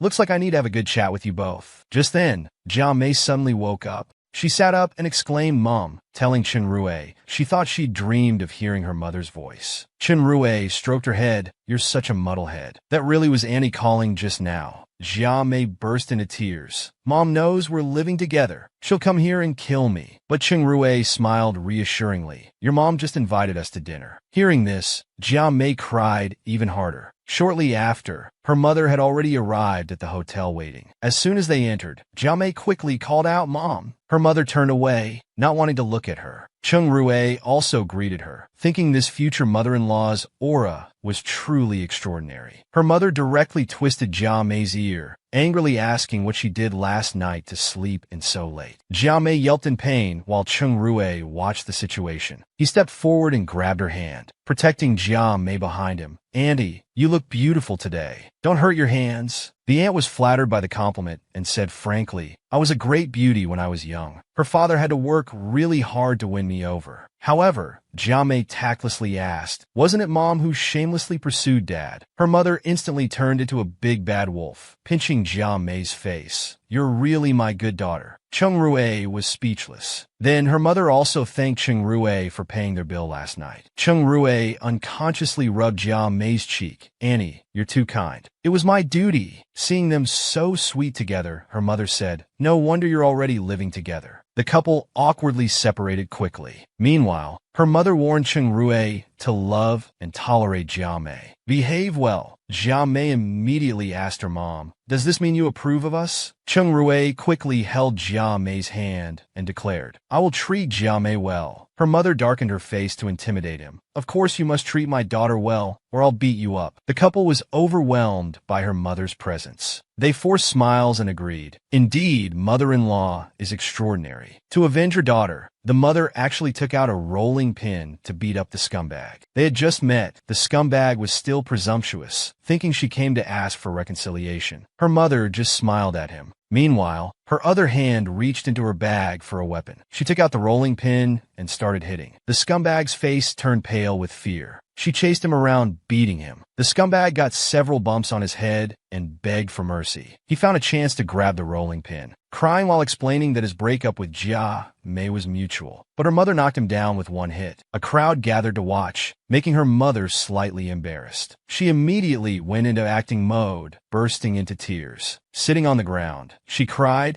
and complained to everyone that the scumbag abandoned her daughter for money to marry a rich girl. Everyone started discussing. The scumbag got up holding his head, telling everyone the woman was lying. Everyone stepped back. His image was completely ruined by now. Her mother continued mocking him. "It's not easy being a gold digger these days." The scumbag knelt down crying. His future was completely ruined. Meanwhile, while her mother was away, Jia Mei and Chung Rui couldn't wait to be sweet together. Just as they were about to get intimate, the phone suddenly rang. Chung Rui didn't want to be disturbed, but Jia Mei picked up the phone and secretly glanced at it. She immediately pushed him away. "It's Mom." Chung Rui felt awkward. "We must answer Mom's call." Jia Mei looked at her phone in shock. "The scumbag was beaten into the hospital by my mom." then showed Chung Rue the hospital photo. If you ever treat me badly, this will be your future. Chung Rue looked at the phone and smiled foolishly. My mother-in-law is truly a heroine. He didn't take Jia Mei's words seriously. Jia Mei immediately changed her expression. Chung Rue quickly stood at attention, promising Jia Mei his eternal devotion. They sat on the sofa talking about her mother. It turned out her background wasn't simple, from a gang boss family. Chung Rue broke into a cold sweat, stammering, "No wonder she's so fierce." Jia Mei held his chin. "You better be careful in the future." Chung Rue smirked. "It's okay. I only dare to bully you in bed." Jia Mei instantly blushed, pulling his ear, saying, "Chung Rue, you're getting naughty." Chung Rue smiled. "If a man isn't bad, women won't love him." Then Jia Mei told him she needed to go back with her mother for a few days. Chung Rue immediately gave her his gold card, telling her to spend freely, to buy things with her mother. Jia Mei happily took the gold card. "Husband, I'll miss you." But she was caught by her ex-boyfriend who tried to force himself on her. She received a call at the station, then looked around in fear. Suddenly a hand covered her mouth, knocking her unconscious. When she woke up, she found herself taken to the scumbag's house. He looked at Jia Mei with an evil expression. At this moment, Jia Mei secretly took out her phone and called Chung Rue.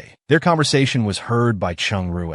The scumbag discovered and grabbed Jia Mei's hand. He threw the phone out the window and started assaulting Jia Mei. Jia Mei pushed him away. She got up preparing to escape. Just as she was about to open the door, the scumbag grabbed her, threatening that she couldn't leave today. Meanwhile, Chung Rue rushed over after hearing the news, speeding all the way. By now, Jia Mei was tied up, and the scumbag was preparing to do worse things. He told Jia Mei that he had lost everything, his reputation ruined, all because of her, angrily saying he was living worse than animals while she lived like royalty. Jia Mei retorted it was all the result of his arrogance. Unexpectedly, he became more aggressive, swearing to make Chung Rue a cuckold. He slapped her. Jia Mei fainted. Just as he was about to go further, the door suddenly burst open. Jia Mei slowly opened her eyes. Chung Rue was right in front of her. Jia Mei hugged him and cried. Chung Rue repeatedly apologized for being late. The scumbag was caught by Gu Tingyu. Chung Rue immediately punched him, then break his arm. The scumbag laid on the ground laughing. "Just kill me. I don't want to live anyway." Chung Rue was about to act, but was stopped by Gu Tingyu.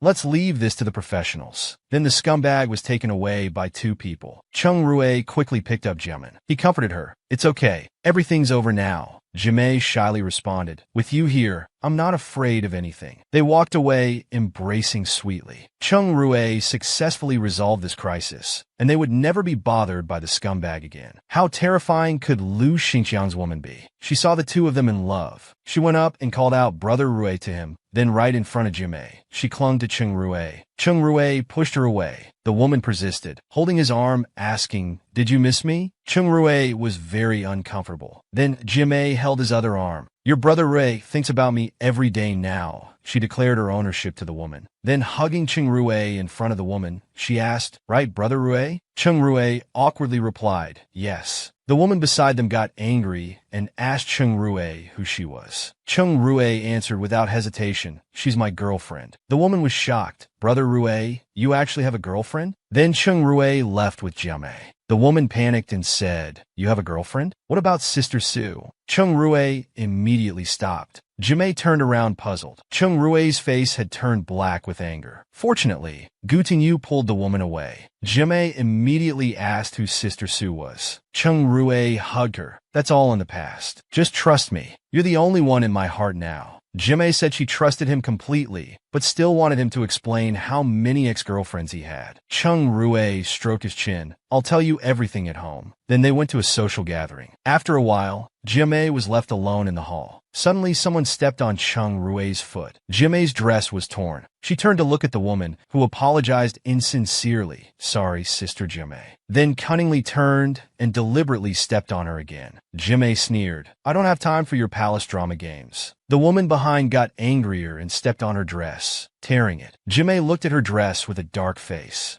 The woman persisted, saying Jimei is too plump. Brother Rue won't like that. Then Jimei took a cake from the table. she smashed it directly in her face. The woman was furious. While Jiamei said smugly, "Sorry, my hand slipped," she showed off her slim waist, saying, "Your brother Rue said he loves hugging my chubby body. It's very comfortable." The woman shouted, "Brother Rue will never like you. He loves Sister Sue." Just then, Chen Rue walked over. He completely ignored the woman and walked straight to Jiamei behind her. He put a coat around her, then turned around and angrily warned, "If you dare bully my girlfriend again, I won't let you off." The woman was immediately stunned with fear, watching helplessly as the two left. Then she took out her phone to text Sister Sue, asking her to come back quickly. Guess who this Sister Sue is? The current girlfriend shares the same name as the ex. Intentional or coincidence? Jiamei repeatedly pressed him about how many exes he had. Cheng Rue became awkward, speechless. Then he pinned her against the wall, silencing Jiamei with actions, telling her he only loves her. Jiamei also expressed she wouldn't leave and would love him forever. That day, Jiamei just returned from out of town. When she opened the door, flower petals and candles were everywhere. She was amazed by the sight. Could this be another surprise from Cheng Rue? Cheng Rue appeared with a bouquet of flowers. "Welcome back, goddess." Jiamei was delighted, then quickly walked forward, hugged him tightly. "I missed you so much." "Cheng Rue, why didn't you pick me up earlier?" She raised her hand to hit Cheng Rue.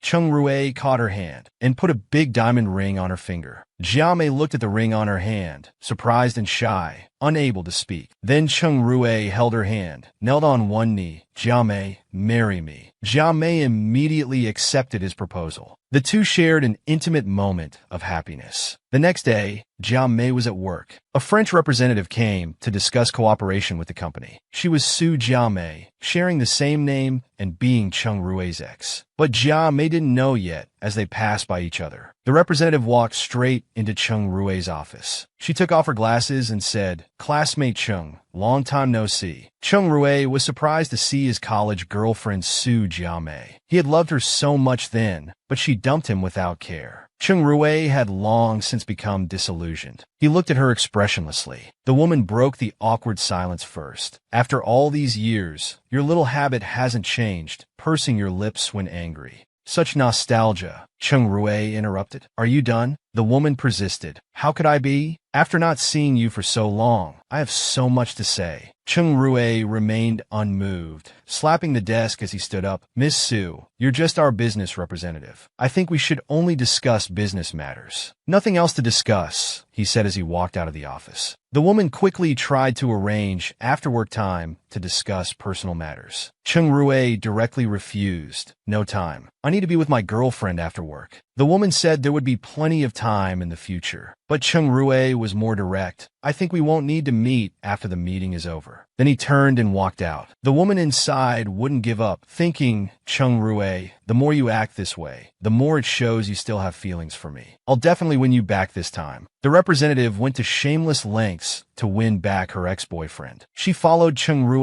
to the restaurant, then approached him trying to get close and saying ambiguous things. Cheng Rue immediately declined politely. The woman deliberately spilled red wine on herself, then pretended to be helpless to gain sympathy. Seeing this, Cheng Rue directly gave her his jacket. "I've moved on from the past. Please respect yourself, Miss Sue, or you'll end up losing face." The woman continued pretending, thanking Mr. Chung for his concern. Jiamei witnessed everything from a distance. Xiaoli also warned her to be wary of Sue Jiamei. Looking at Cheng Rue's back, Jiamei now sensed their unusual relationship. The woman persisted, chasing after Cheng Rue, repeatedly apologizing. "I had no choice back then." Before she could finish, Cheng Rue turned and said, "Miss Sue, this persistence is pointless." He turned to find Jiamei, ready to leave. The woman stopped her pursuit, watching them leave hand in hand, but still not believing Cheng Rue had truly changed his heart.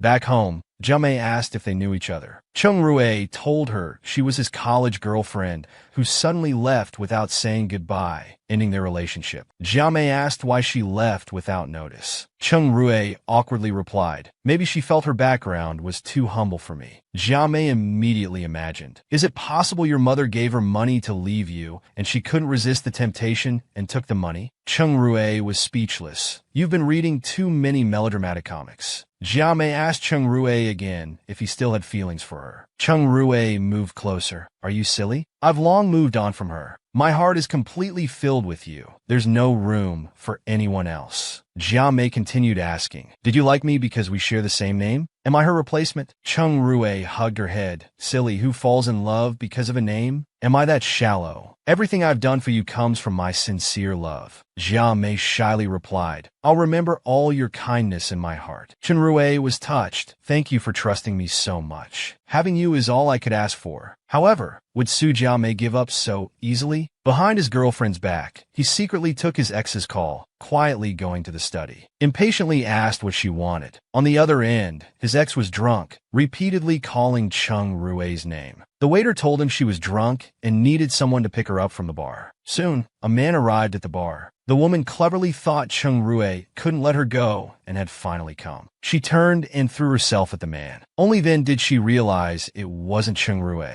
The man awkwardly said, Miss Su, Mr. Cheng specifically sent me to pick you up. The woman angrily pushed him away and stormed off furiously. Meanwhile, Cheng Rui received another call from his ex, demanding if he didn't love her at all anymore. Cheng Rui replied without hesitation, yes. Just then, Jia Mei woke up looking for him, seeing the unextinguished cigarette, but she asked, why aren't you sleeping? Something on your mind? Cheng Rui turned to her. Why are you awake? He immediately picked her up like a princess, carrying her back to the bedroom. Late at night, Jia Mei checked his phone while he was asleep. She found his ex's calls. She felt sad, wondering what they talked about so late at night. The next morning at breakfast, Jia Mei suddenly felt nauseous. Cheng Rui suggested she take some medicine and rest at home. Jia Mei thought, is he stupid? I'm obviously pregnant. Just as Cheng Rui arrived at the office, his ex showed up. Cheng Rui, do you really not care about me anymore? Don't you want to know what I've been through all these years? Cheng Rui ignored her and prepared to leave. The woman invited him again to discuss business that evening. Being work-related, Cheng Rui had no reason to refuse. The woman watched his departing figure. Cheng Rui,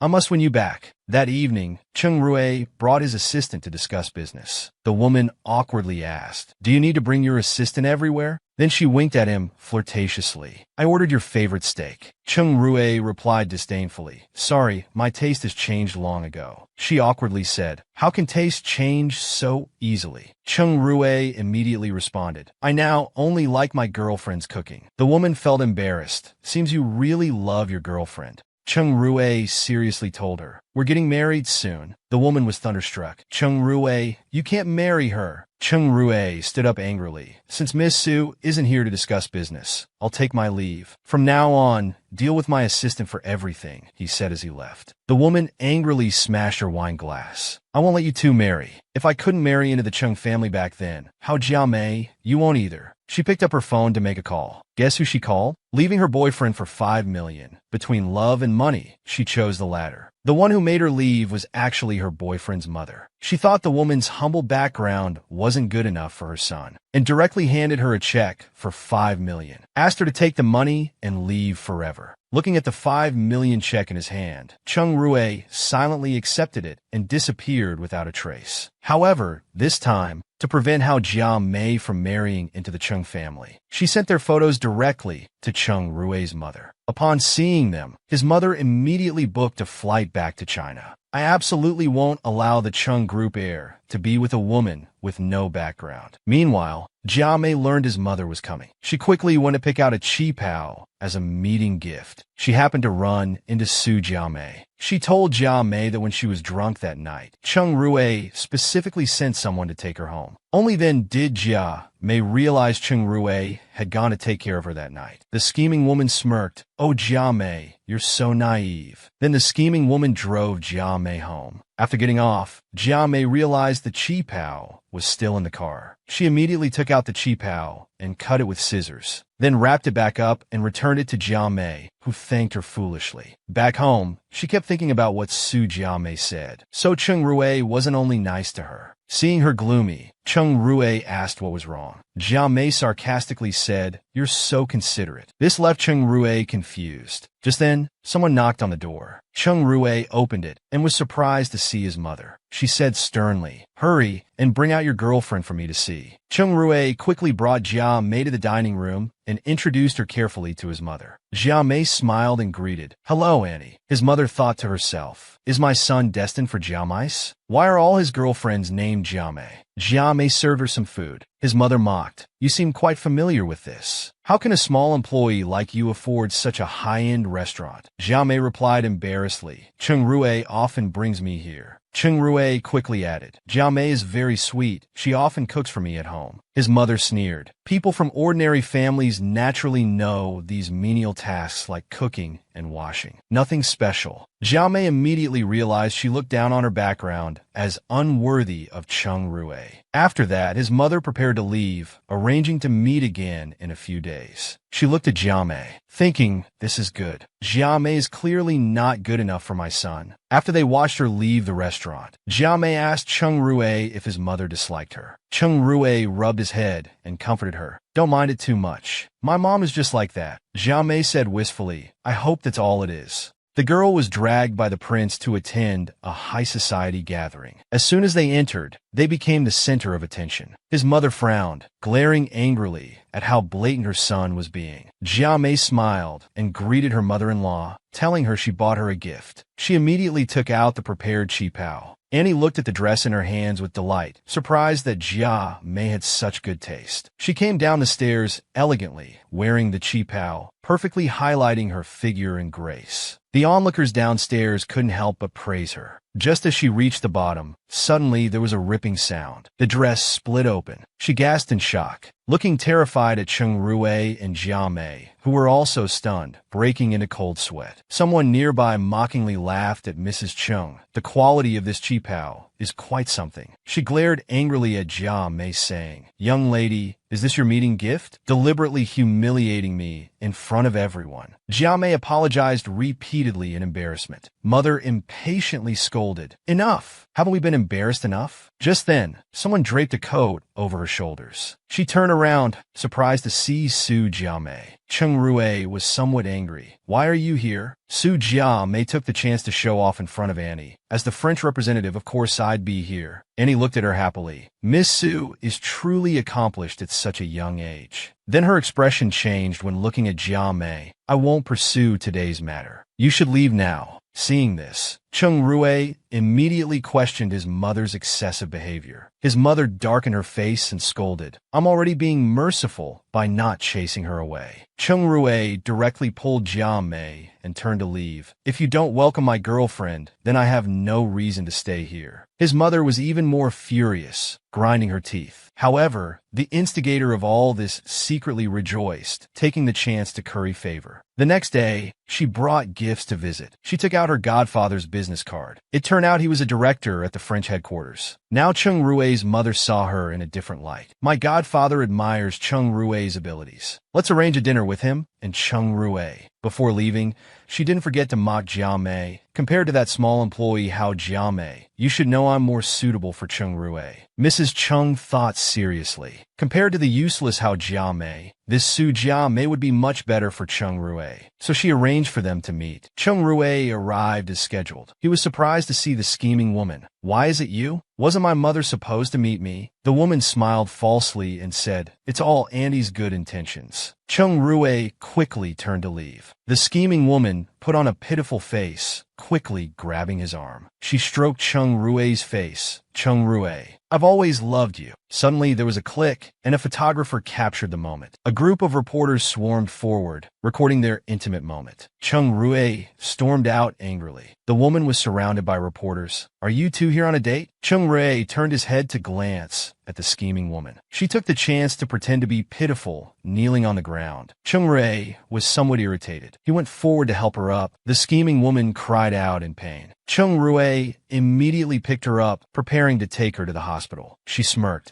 Good thing I called the reporters in advance and arranged this sympathy play. Meanwhile, Jia Mei also saw this scene on TV. Would she believe Chung Rui? Betrayed by her boyfriend, she broke down in pain. She watched on TV as her boyfriend carried his ex. Her whole body trembled involuntarily. Tears kept falling uncontrollably. At this time, Chung Rui had just taken his ex to the hospital and was about to call Jia Mei. Suddenly, his ex grabbed him. With tears in her eyes, she pretended to be pitiful and asked Cheng Rui to stay with her. Cheng Rui violently shook her off, glaring at her. "If you need anything, ask the nurse. I have no obligation to stay with you." The ex asked pitifully, "If I hadn't left you back then, we would be married by now, right?" Cheng Rui looked contemptuous. "That assumption doesn't exist. Besides, I love how Jiamei now." The woman suddenly threw herself at Cheng Rui, crying that she had no choice back then, that his mother forced her to leave him. Cheng Rui was awkward, turning to look at her with confusion. The woman sobbed even harder. "Back then, your mother looked down on my background. She met me privately and forced me to leave you."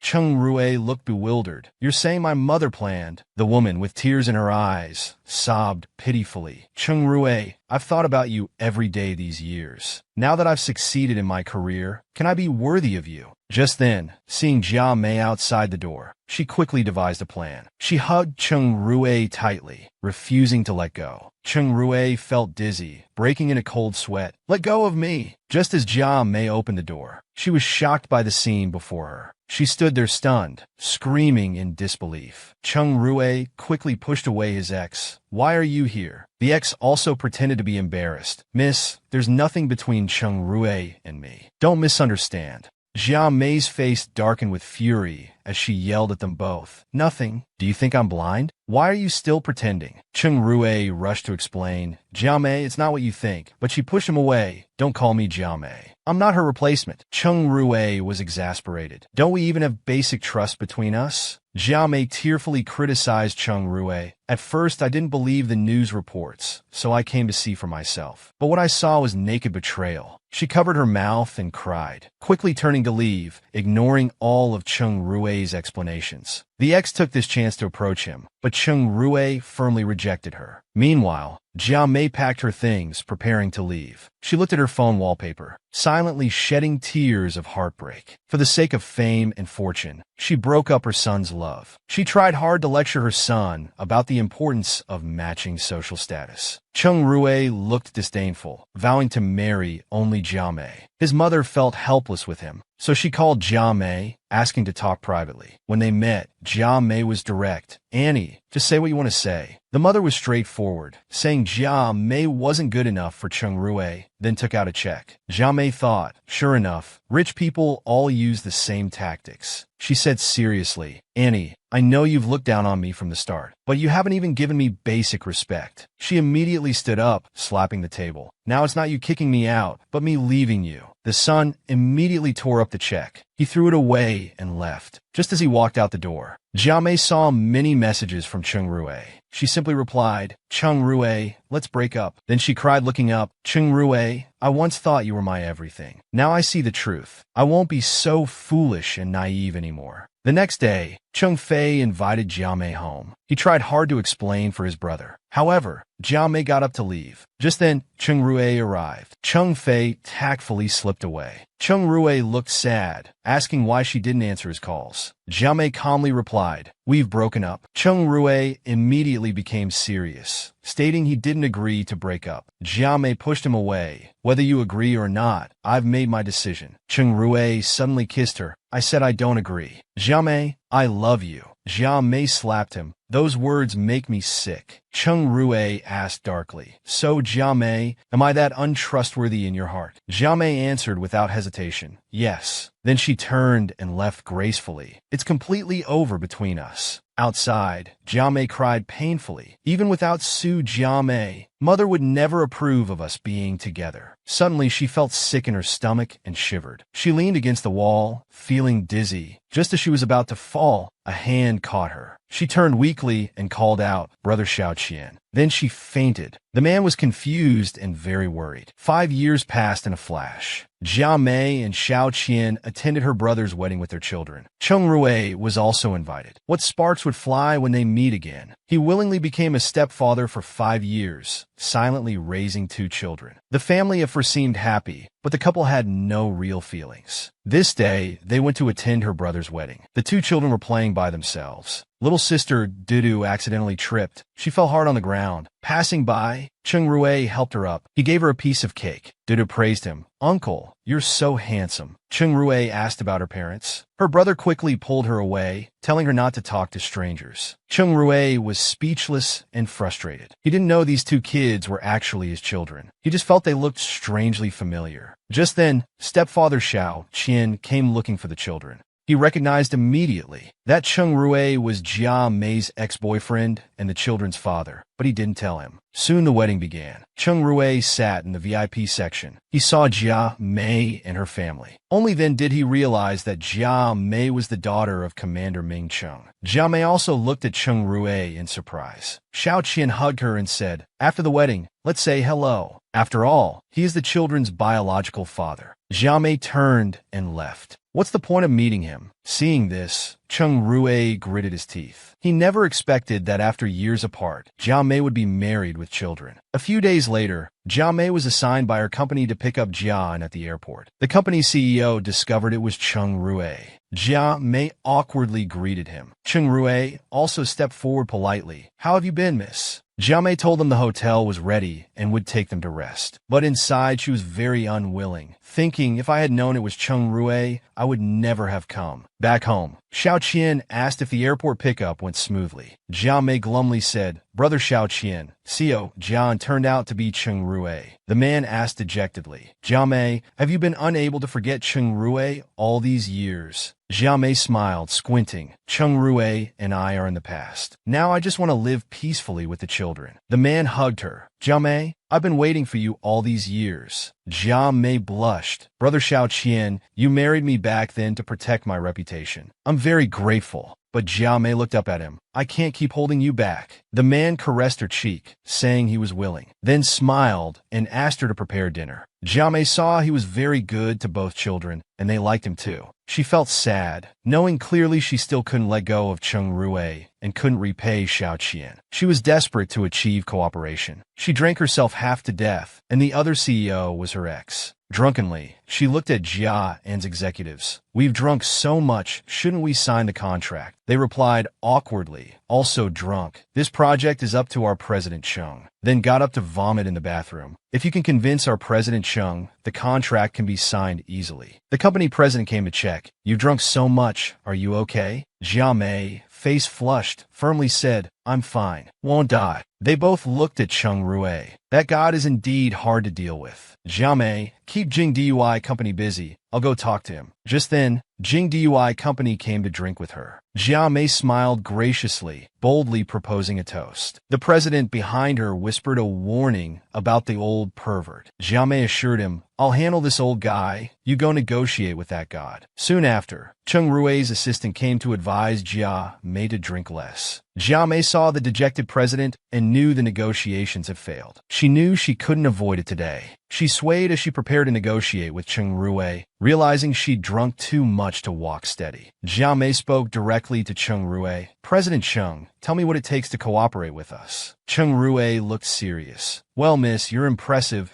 drinking down so many people." Jia Mei raised her glass, showing joy. "Thank you for the compliment, President Chung. It's worth drinking any amount to cooperate with your company." Chung Rui grabbed her glass angrily, asking, "Your husband is the CEO of MO Group. Surely you don't need to be this desperate for one business deal?" Jia Mei joked that women must be independent and strong. Otherwise, they'd be worthless if a man dumps them. Then she immediately changed her expression. "Chung Rui, if you don't plan to cooperate with us, I won't waste any more time here." She turned to leave. Seeing this, Chung Rui became nervous. "You're drunk. Let me have someone take you back." Jia Mei started retching, about to faint. Chung Rui caught her, and she vomited on him. Chung Rui looked helpless. Jia Mei, not embarrassed at all, wiped her mouth and laughed drunkenly. "President Chung, I'm really sorry." Chung Rui immediately took off his shirt. With a dark face, he asked his assistant to find someone to take her home. The CEO quickly picked up the clothes, saying, "President Chung, I'll have it washed and sent over right away. But Jia Mei loudly refused to go. The CEO immediately covered her mouth to shut her up, while repeatedly apologizing to Cheng Rue.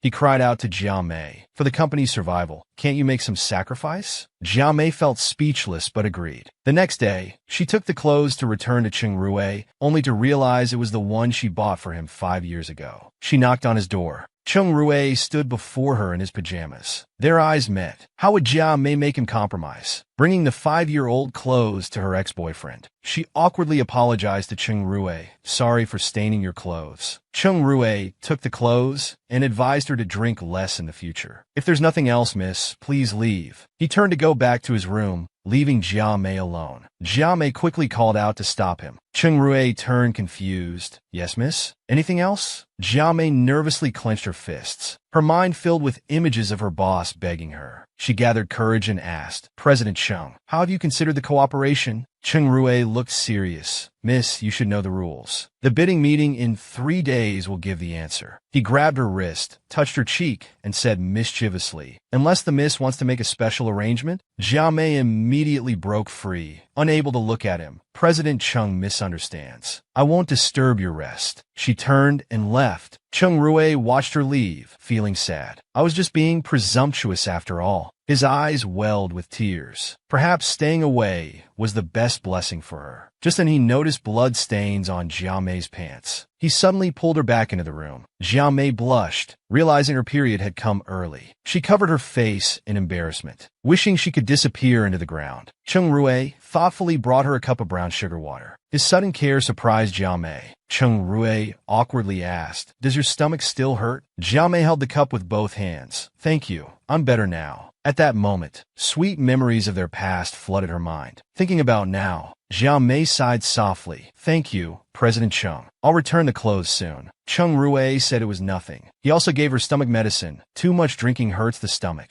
Be careful in the future." Seeing it was raining outside, he asked Jia Mei to stay for the night. Jia Mei immediately refused. Cheng Rue turned and said, "Don't worry, I'll book another room. I'm not such a beast to take advantage of a married woman." Jia Mei awkwardly expressed her thanks. Shortly after, Jia Mei still left the hotel, thinking it wasn't appropriate. Just then, Xiao Qian came to pick her up. They talked briefly about what happened, then headed home. Upstairs, Cheng Rue witnessed everything. The next day, the boss praised Jia Mei for doing well last night. President Cheng had agreed to cooperate with them. In 3 days, they would go to the bidding meeting. She needed to accompany President Cheng. Well then, Jia Mei was very happy. But thinking about meeting Cheng Rue again, she had mixed feelings. Being dragged by the boss to drink with someone who turned out to be her ex, Cheng Rue looked at the wine glass in his hand. He didn't want Jia Mei to drink anymore, so he drank it without hesitation, then grabbed her glass too, and downed it in one go. Jia Mei was surprised. Cheng Rue said, "Please to cooperate," after drinking, then turned away with a red face. She silently worried that drinking like this would give him stomach problems. Suddenly, he shivered and started swaying. Jia Mei immediately reached out to support him. "President Cheng, are you all right? Let me help you rest over there." Cheng Rue sat in the chair, looking pained. Jia Mei wanted to take him to the hospital. Cheng Rue immediately stood up, firmly refusing. Just then his assistant rushed over, asking if his stomach was acting up again. Cheng Rue asked to be taken back to the hotel. They left supporting each other. Jia Mei wondered if Cheng Rue's stomach condition had become so serious. She remembered the stomach medicine Cheng Rue had given her before. She quickly went to give it to him. Cheng Rue directly refused. "Not needed. Please leave, miss." The assistant thanked Jia Mei and asked her to drive them back since he had been drinking.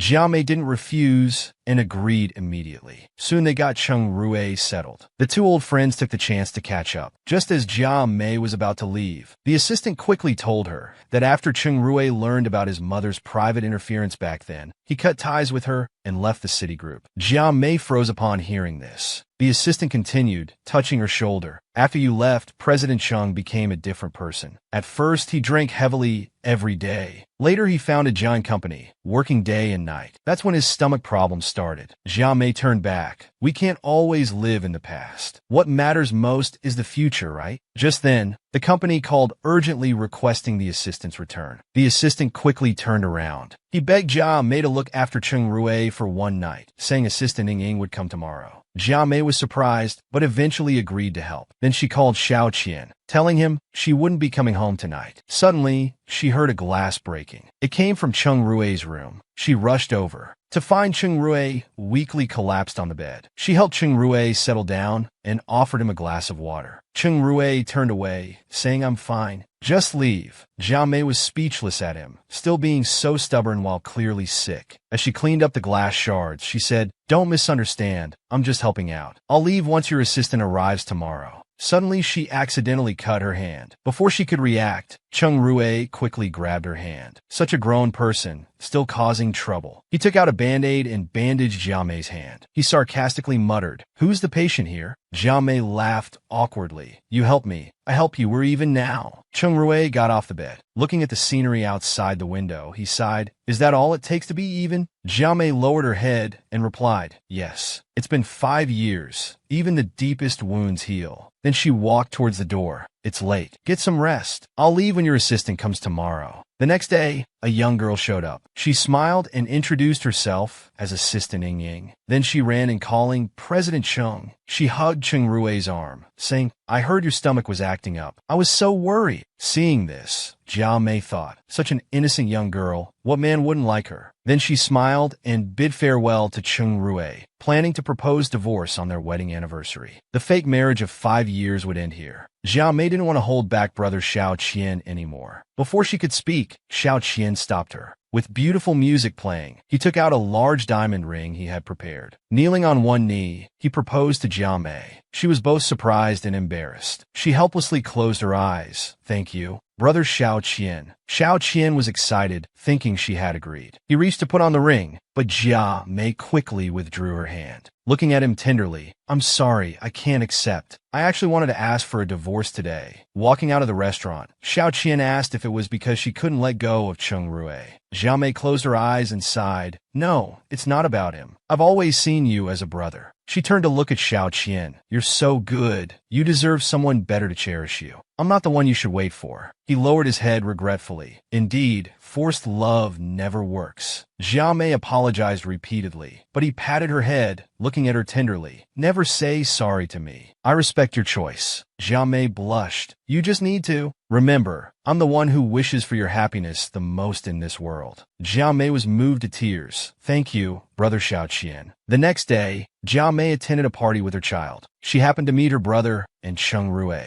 Jia Mei was curious. "How do you two know each other?" Her brother also asked how they knew each other. Jia Mei told him Cheng Rui was her company's business partner. Cheng Rui then realized that Jia Mei had never told her brother about their past. Her brother hugged Cheng Rui and said, "Years ago, I wanted to introduce my sister to you, but you had a girlfriend then." Cheng Rui felt awkward and guilty, thinking, "If you knew I was Jia Mei's ex-boyfriend, would you kill me?" At this moment, Dudu grabbed Cheng Rui, asking for cake. Cheng Rui picked him up naturally. Indeed, like father like son, not awkward at all. Her brother behind them looked envious. Jia Mei felt very awkward, wondering why the child got along so well with Cheng Rui. Suddenly, someone called Jia Mei from behind. She turned around, surprised. "Brother Xiao Qian, why are you here?" He looked at Jia Mei. "How can I not come to such an occasion? People would gossip if I didn't." Jia Mei smiled. "I can't always trouble you." Xiao Qian comforted her. "Even though we're divorced, we're still closest to each other. There's no trouble at all." Cheng Rui happened to overhear their conversation. He pondered, "Imo Xiao Qian and Jia Mei are getting divorced? Guess what he would do next? Avenge his ex by beating up her husband." Cheng Rui saw him flirting with other women outside.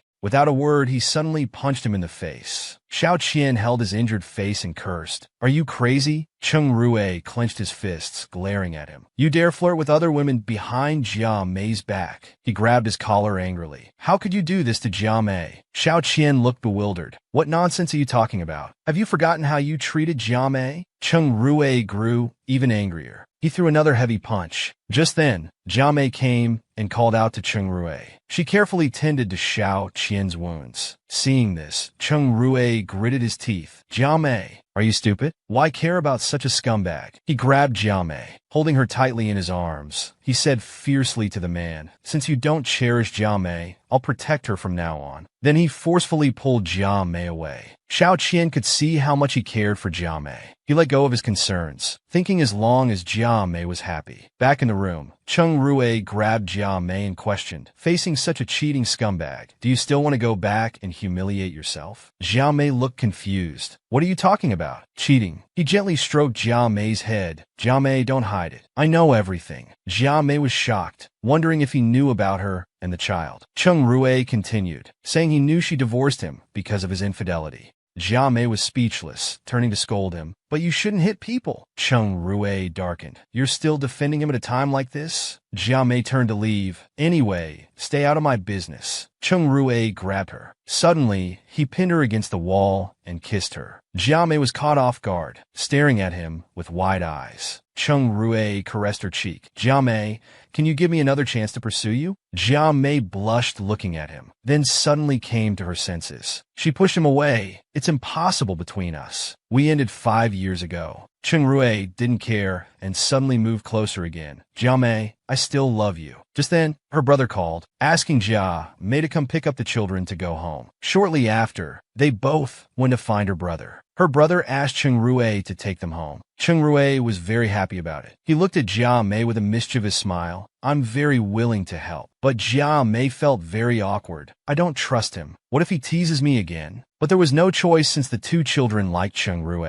Jia Mei had a helpless expression. She could only let him take them home. Jia Mei fell asleep on the way. When she woke up, she found no one around. It turned out Chung Rue was playing with the two children outside. Jia Mei shouted when she saw this. Like a tigress, she glared at them fiercely, scaring the two children who hid in Chung Rue's arms. Chung Rue quickly explained, I didn't want to disturb your rest, so I played with the children for a while. Jia Mei's expression changed instantly. She shyly returned his clothes. Thank you for watching the children. It's getting late. You should go back now. Then she immediately turned and left. Chung Rue watched the mother and children walk away. He thought to himself, Jia Mei, I won't let go this time. The CEO was going after his ex of 5 years. He used his position to arrange a dinner and invite Jia Mei. Jia Mei didn't agree. The boss immediately begged Jia Mei with teary eyes. Jia Mei looked contemptuous, but had to compromise. After the meal, the boss was drunk and left early. Chung Rue took the chance to touch Jia Mei's forehead. You've drunk quite a bit too. Are you okay? Jia Mei was caught off guard. She immediately moved away. Worry about your own stomach. But Chung Rue narcissistically asked, Are you concerned about me? Jia Mei looked disdainful and turned to leave. Suddenly, Chung Rue grabbed her. He insisted on driving her home in his car, then quickly pushed her into his car. He also mocked her. You're not as obedient as Dudu. Soon Chung Rue drove her to her doorstep. Jia Mei thanked him and left without looking back. But Chung Rue shamelessly wanted to come up for a while. Jia Mei was speechless. It's too late. Mr. Chung, you should go home. Suddenly, she heard Chung Rue cry out in pain. Jia Mei quickly helped him up. Chung Rue immediately turned dramatic, saying weakly that his stomach hurt. Please help me up for some hot water. Jia Mei looked at him with contempt, hesitating. Chung Rue immediately knelt down, showing an expression of extreme pain. Jia Mei had no choice but to agree. She felt sorry for him and quickly prepared hot water. She even thoughtfully added some honey. However, when she brought it to him, she was shocked. He was completely fine, playing and laughing with the two children. She immediately became furious. Chung Rue, you liar. All of you stop right there. With hands on her hips, she scolded all three of them. Chung Rue stood still like a child, not daring to speak. A moment later, Chung Rue blushed and pleaded with Jia Mei. The children are having fun. Please don't be angry, okay? Jia Mei exploded again, angrily scolding Chung Rue if he came to wreck her home. Seeing this, the children quickly ran away. Mom, early to bed, early to rise makes a good child. Jia Mei glared, grinding her teeth. Since when did you two become so obedient? Chung Rue then joked with a smile. These two kids are so clever. I really like them. Ja, Mei was stund. Could this be their natural blood connection? How could they get along so well? Then she immediately questioned Chung Rue. Is this how you act when you have stomach problems? Chung Rue quickly showed a painful expression. Jia Mei, I really do have stomach pain. Jia Mei glared and shouted, "You're still acting." Cheng Rui suddenly grabbed her. Holding her in his arms, he said, "If I didn't pretend to be sick, how else would you let me come upstairs?" Jia Mei looked at him shyly. She clenched her fist and hit his chest. "Cheng Rui, you're such a jerk." Cheng Rui looked serious, holding her hand tight. "I am a jerk. I hurt you 5 years ago, but we've missed 5 years. This time I won't miss you again." He leaned in to forcefully kiss Jia Mei. Jia Mei was surprised. She immediately covered his mouth with her hand. "It's impossible between us. It's late. You should go." Cheng Rui looked at her with a mischievous smile. "I'll get back everything I deserve, bit by bit." Jia Mei was too shy to look at him directly. The once cold Cheng Rui, how did he become so thick-skinned now? Rekindling romance with an ex-boyfriend after 5 years apart. When they met again, Jia Mei was very awkward. Cheng Rui said nothing and directly pinned her against the wall. Jia Mei reluctantly pushed him away. However, Cheng Rui persisted. He forcefully kissed her to silence her. Their love was rekindled. The next morning, Cheng Rui created a chance encounter early. Coincidentally, Jia Mei bumped right into him. Seeing it was him, Jia Mei awkwardly apologized repeatedly. Cheng Rui pulled her into his arms. "Jia Mei, just one day apart and you're already throwing yourself at me?" He flirted in front of the employees, making his secretary behind them green with envy. Jia Mei immediately pushed him away. She awkwardly smiled and responded, "Mr. Chung, it's just a misunderstanding. Don't think too much." But Cheng Rui was narcissistic. "I thought this was just enthusiasm between old acquaintances." At this moment, the scheming secretary darkened her face. "Looks like I need to win over Cheng Rui quickly." The evil seed had already taken root in her heart. There happened to be a dinner party that night, and Jia Mei was present. Cheng Rui told his secretary to prepare according to Jia Mei's food preferences.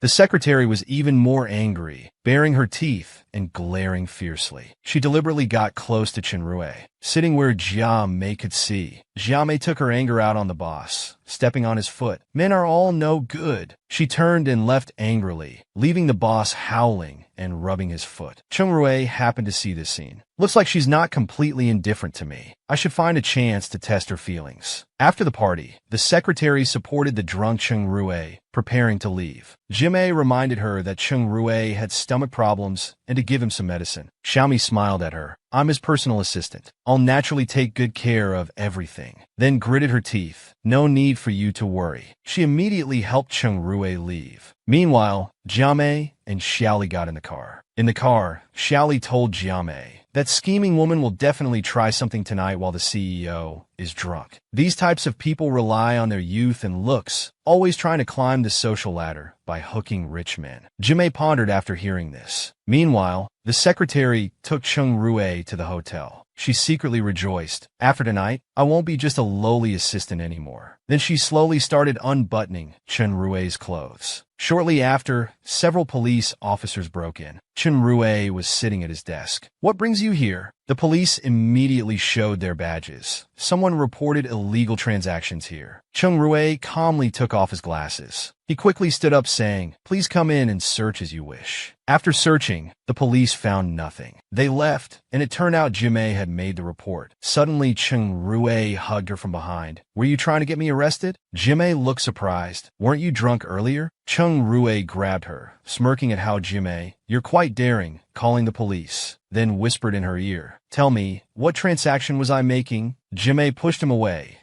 Cheng, don't misunderstand." She backed away, frightened. "I just couldn't watch an old man like you taking advantage of young girls." Cheng Rui grabbed her arms. "Jia Mei, if I hadn't pretended, how would I know you still care about me?" Jia Mei was stunned. "You did it on purpose? What about your assistant?" Cheng Rui caressed her face. "I fired her long ago. I'd never keep such a scheming woman around." Then he asked if she still cared about him. Jia Mei scoffed. "You're thinking too much." Without another word, Cheng Rui held her and kissed her. After 5 years, they were intimate again. The man was sleeping with his ex's daughter, and on the ex's sofa no less. When Jia Mei woke up, she found Dudu wasn't beside her. She hurriedly ran out of the bedroom searching. She woke up the sleeping Cheng Rui.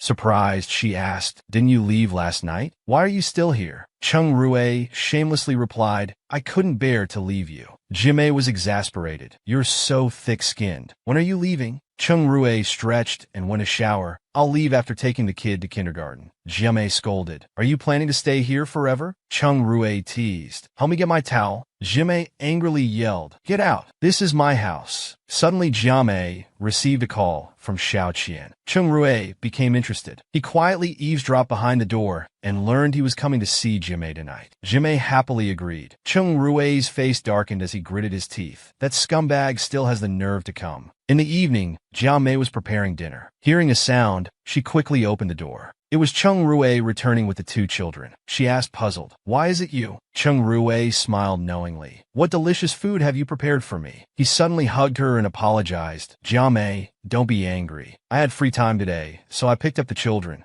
Jia Mei awkwardly pushed him away. Can you tell me in advance next time before doing things? Cheng Rui replied shamelessly. Okay, I'll listen to my wife. Jia Mei angrily handed him a phone. Stop talking nonsense or get out. But Cheng Rui remained unfazed. He smiled foolishly. Just then, Xiao Qian returned. Enemies meeting face to face. Both bared their teeth at each other, glaring at each other. Fortunately, Jia Mei quickly stopped them. Xiao Qian stroked Jia Mei's head. Our son is sick. I rushed back to check on him. Cheng Rui immediately pulled Jia Mei away. The two were about to fight again. Jia Mei smiled at both of them. Dinner's ready. Come eat. At the dinner table, they sat awkwardly together. Jia Mei could feel the murderous intent. Both men simultaneously tried to serve food to Jia Mei. Another inevitable storm was brewing. Both stood up, quickly putting food in Jia Mei's bowl. Soon her bowl was piled like a small hill. Jia Mei suddenly exploded, smashing her bowl. Red-eyed with anger, she yelled, Both of you get out. The two men trembled in fear. They quickly apologized, but Cheng Rui still stayed shamelessly. Jia Mei asked him. Xiao Qian left. Why aren't you leaving? Cheng Rui grabbed her arm firmly. Do you wish he had stayed instead? Suddenly he leaned in and kissed her. Jia Mei angrily slapped him hard. Half of Cheng Rui's face turned red. Jia Mei grabbed her own wrist, feeling as if she was the one hurt. It was too harsh. Then she turned to leave. Cheng Rui, we're impossible. Stop wasting time on me. Cheng Rui clenched his fists and agreed. He walked outside disappointedly and happened to meet Xiao Qian. He immediately clenched his fists, ready to fight. At this moment, Xiao Qian revealed the truth. Those two children are yours. Cheng Rui was stunned. Is what you're saying true? The man forcefully grabbed his ex, trying to kiss her. He completely disregarded her feelings. He kissed her directly. Jia Mei didn't hesitate to give him a hard slap. Half of Cheng Rui's face turned red. He had a lifeless expression. Jia Mei awkwardly held her wrist. It was indeed too harsh. Her hand hurt from the slap. Who knew this slap would send him to the hospital? The next day, Jia Mei came to the company for cooperation. She found that Cheng Rui hadn't come. She felt sad suddenly. Maybe she hit too hard last night. He must be angry. Just then, an assistant stopped her, telling her that Mr. Cheng was hospitalized. Asked you to visit him. Jia Mei was confused. He was fine last night. How is he hospitalized today? The assistant explained. Mr. Cheng said it's because of your slap. His stomach condition flared up. You should go see him. Jia Mei reluctantly said, What logic is this? How can a slap cause stomach problems? The assistant scratched his head, looking confused. Jia Mei immediately turned away. This is clearly extortion. Why not give him a stomach hemorrhage while at it? The assistant reported back word for word. Cheng Rui clenched his fists. Jia Mei, I don't believe you can be so heartless. Back home, Jia Mei saw Duda talking to someone. She discovered he was wearing a smartwatch. After questioning, she learned it was from Cheng Rui. Jia Mei was very angry, telling him not to accept things from others and forbidding him from calling Cheng Rui. Dudu immediately grabbed her hand, tearfully begging Mom to visit Uncle Cheng. Jia Mei realized Cheng Rui wasn't lying. He was really hospitalized. That day, Cheng Rui was browsing Kuaishou boredly. His assistant just told him Jia Mei was coming with the children. Cheng Rui smirked, very excited. Suddenly, he heard the door opening. Immediately started acting, moaning in pain. Jia Mei came forward asking if he felt better. Cheng Rui trembled, face full of pain. Jia Mei, you finally came. Jia Mei asked if he was hospitalized from drinking. Cheng Rui laughed awkwardly. It was clearly from your slap, so you should take care of me. Jia Mei scoffed. Keep dreaming. I'm only here to return the watch. She turned to leave. However, Both children begged her to stay and take care of Chung Rue. Jia Mei felt awkward, thinking these two were truly his children. Chung Rue sat up. At least Dudu and Zifei care about me. But Jia Mei left without looking back. That night, Jia Mei received a call from the hospital asking her to pay her husband's hospital fees. Jia Mei angrily sat up, yelling, "We have no relationship at all. Get his fees from whoever you want," then hung up the phone. The assistant also sent a video begging her to help take care of Chung Rue. Jia Mei reluctantly agreed. The next day, she came to the hospital to see Chung Rue. Chung Rue turned his head, smiling at her. "Jia Mei, you came." Jia Mei looked at him. "If your assistant hadn't begged me, I wouldn't be here." But Chung Rue was happy. "No matter what, I'm really glad you came." A nurse complained quietly, "He's your husband after all. You're so stingy about medical fees." Jia Mei exploded in anger, making the nurse cry. "I'm not his wife at all." Chung Rue quickly hugged her. "My wife has a temper, but she's good to me. Hitting means love, scolding means care." Jia Mei slapped him twice, scolding him harshly. Chung Rue cried and apologized repeatedly, then bent over claiming stomach pain, looking completely lifeless. Jia Mei quickly went to him, calling his name anxiously. "Shunli Cheng Ra Greb Jia Mei," hugging her with a mischievous smile. Jia Mei was very surprised. "Chung Rue, you bastard. You tricked me again." Chung Rue didn't care, kissing her firmly without letting go. The man was just kissed by his ex, then immediately started gasping for breath and passed out. Jia Mei was speechless. "Passing out from just a kiss? Am I poisonous or something?" She kicked him. "Keep pretending. I'm leaving." Just then, several doctors came in. Finding the patient's condition abnormal, they immediately arranged emergency treatment. Jia Mei was shocked. Could something really be wrong with him? Watching the doctors perform emergency treatment. Isn't it just a minor stomach problem? How did it become so serious? The doctor told her such conditions can be minor or major and might even become cancerous. Jia Mei was stunned, finally realizing the severity. That evening, Jia Mei helped Chung Rue take a walk. A gentle breeze blew by.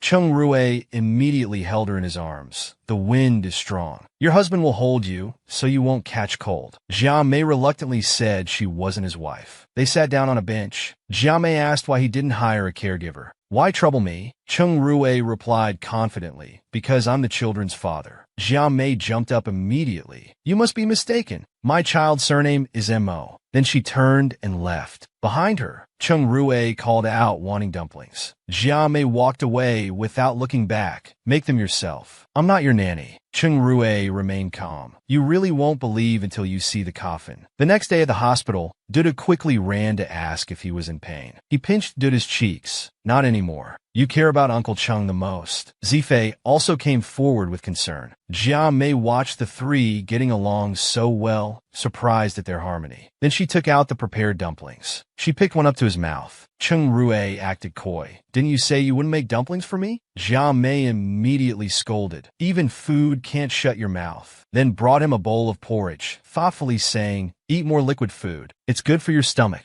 Seeing this, Chung Rue instantly became like a puppy, holding Jia Mei's hand. "Wife, you're so good to me." Jia Mei suddenly punched his head, warning him to stop being ambiguous. After feeding, both fell silent. Chung Rue asked if she stayed to care for him, because she thought his condition had worsened. Jia Mei was speechless. Chung Rue sighed helplessly. "I knew you came out of pity." Jia Mei turned away awkwardly. "It's not what you think." Suddenly, she threw a towel at his face. She scolded him harshly. "It's because you're so persistent, telling everyone I'm your wife." Chung Rue was too scared to make a sound, looking disappointed. "I thought you'd say it's because I'm the children's father." Just as the man was about to confess to his loved one, unfortunately, Qingbai arrived. Jia Mei turned and asked, "Why are you here?" The two left Chung Rue hanging on the side. Chung Rue grimaced, looking displeased. "You kid, coming to ruin my moment again." Jia Mei grabbed his arm with concern. Seeing this, Chung Rue quickly pulled her. He pulled Jia Mei back to his side. "Look at his rosy complexion. He's definitely fine." He held Jia Mei and gazed at her lovingly. "You should be more concerned about me." Jia Mei punched him twice. "You're so troublesome." Chung Rue cried with a bump on his head. "How do you change faces faster than turning pages?" Xiao Qian laughed heartily on the side. Chen Rui couldn't stand his smugness and immediately started cursing at him. Jia Mei slapped him twice again. Then she went to ask about brother Xiao Qian's condition. Xiao Qian told her it wasn't serious. Cheng Rui sat on the ground crying like a child. Can't you consider my feelings? Jia Mei directly turned and left with Xiao Qian. I'll give you a massage at home. You must be tired from work. Cheng Rui felt even worse hearing this. He imagined their sweet moments together. With a lifeless expression, he thought he was definitely done for. After a while,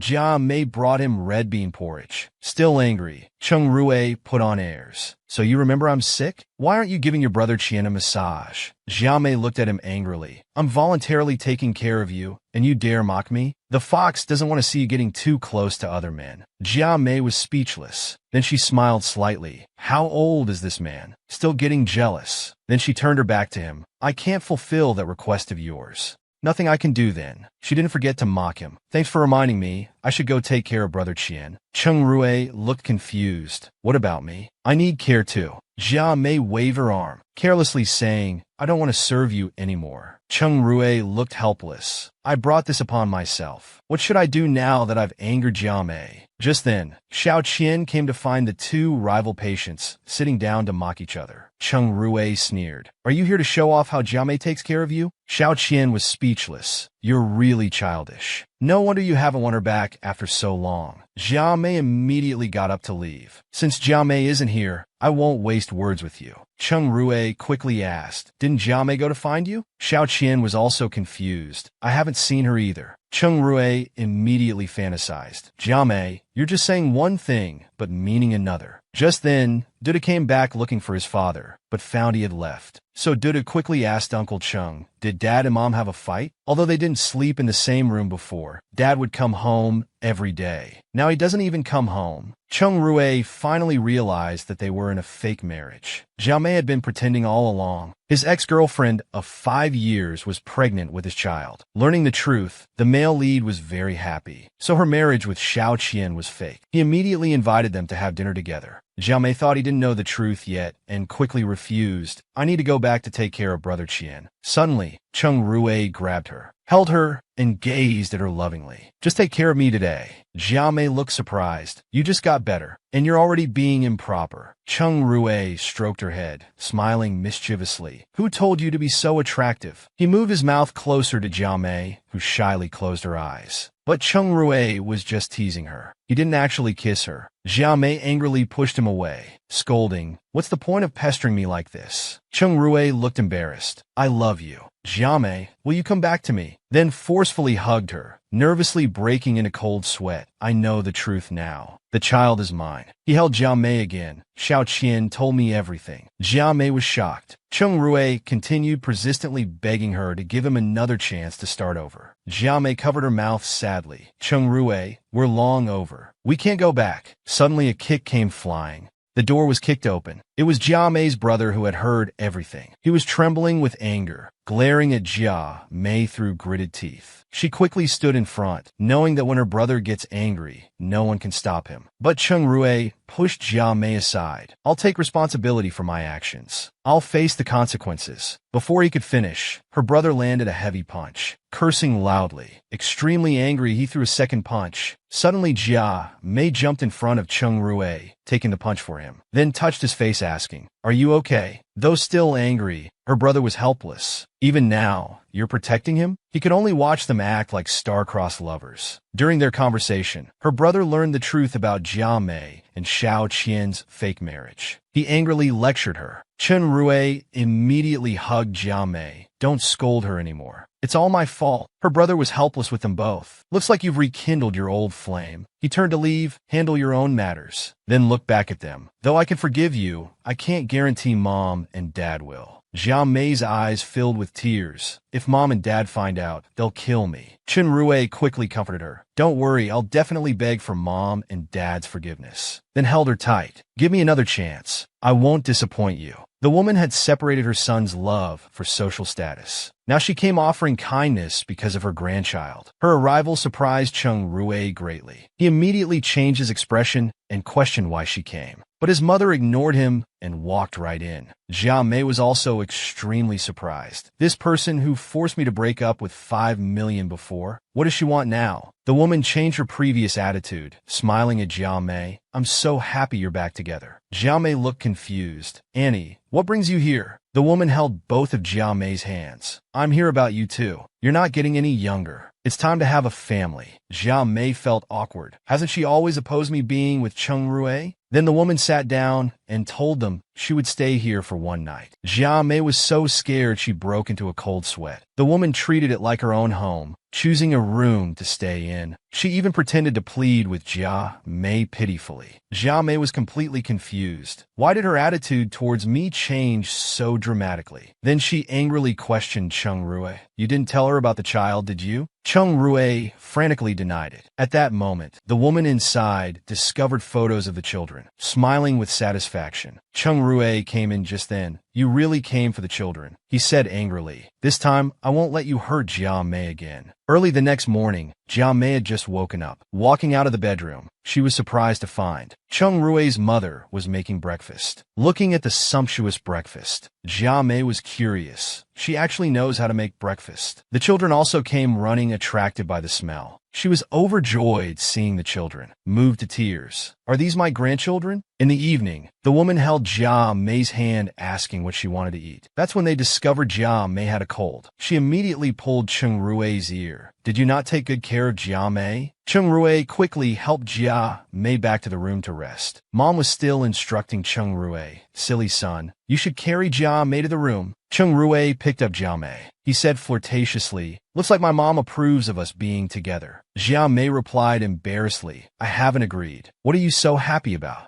Cheng Rue threw her on the bed. I don't care. I've decided on you. Suddenly, he held her in his arms. After their intimate moment, Cheng Rue told her to lie down while he got medicine. That's when he found his mother had locked the door. They were locked in together. Cheng Rue decided to go along with it and prepared to rest with Jia Mei. Would Jia Mei agree? His mother had locked her son with his ex in one room. A man and woman alone together inevitably led to thoughts. Cheng Rue didn't care and brazenly got into bed. He held the shy Jia Mei. Looks like tonight we'll have to make do for one night. Jia Mei didn't let him off easy. The red handprint on his face said it all. Cheng Rue had to sleep on the floor. Late at night, they both tossed and turned. Neither could sleep. Suddenly, Jia Mei sat up and scolded Cheng Rue. You've been moving all night. How can anyone sleep? Cheng Rue blushed. With such a beauty around, who could sleep? Then he turned to Jia Mei with a naughty smile. Could it be you're thinking the same thing as me? Jia Mei's expression changed instantly. Angrily, she grabbed something to throw at him. Suddenly, she slipped and lost her footing, flying straight towards Cheng Rue on the floor. Cheng Rue was also hit hard. He cried out in pain. Jia Mei, are you trying to murder your husband?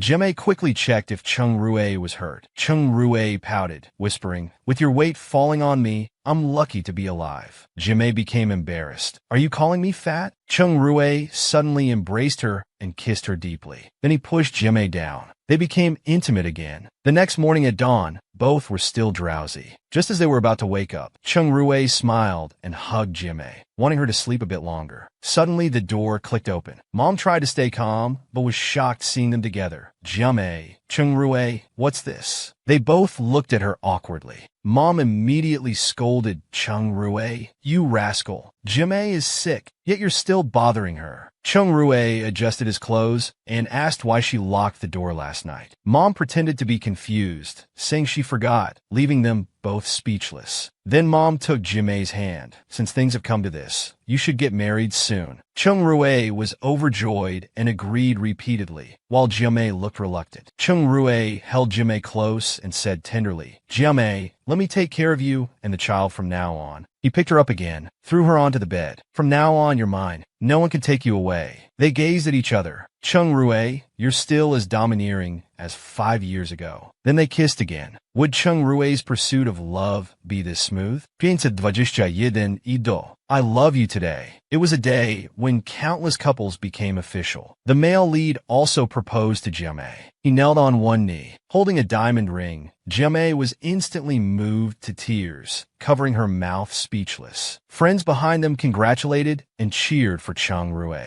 Jimei slowly extended her left hand, accepting Cheng Rue's proposal. Suddenly, someone pushed open the door. Her brother urgently shouted, "Jimei, come with me quickly." Jimei was shocked. "Brother, why are you here?" Her brother quickly explained, "Mom found out about your divorce with Xiao Qian. She had a heart attack. She's in the hospital." He pulled Jimei to leave. Cheng Rue also held on to Jimei tightly. "This is all because of me. I need to explain in person." Her brother looked back. He agreed with Cheng Rue. They all went to the hospital. Jimei anxiously asked about her mother's condition and learned she had just passed the critical period. Jimei burst into tears, blaming herself. At this moment, Xiao Qian also arrived breathlessly. "Jimei, I'm also responsible for this. I should come." Suddenly, Mom woke up and angrily told them to leave. Jimei immediately turned to care for her mom. "You scared us?" But Mom looked disdainful. "I don't want to see you." She turned to comfort her dad. "Old man, did I scare you?" At this moment, Cheng Rue also stepped forward to greet them. Mom immediately changed her expression, excitedly throwing a pillow at Cheng Rue.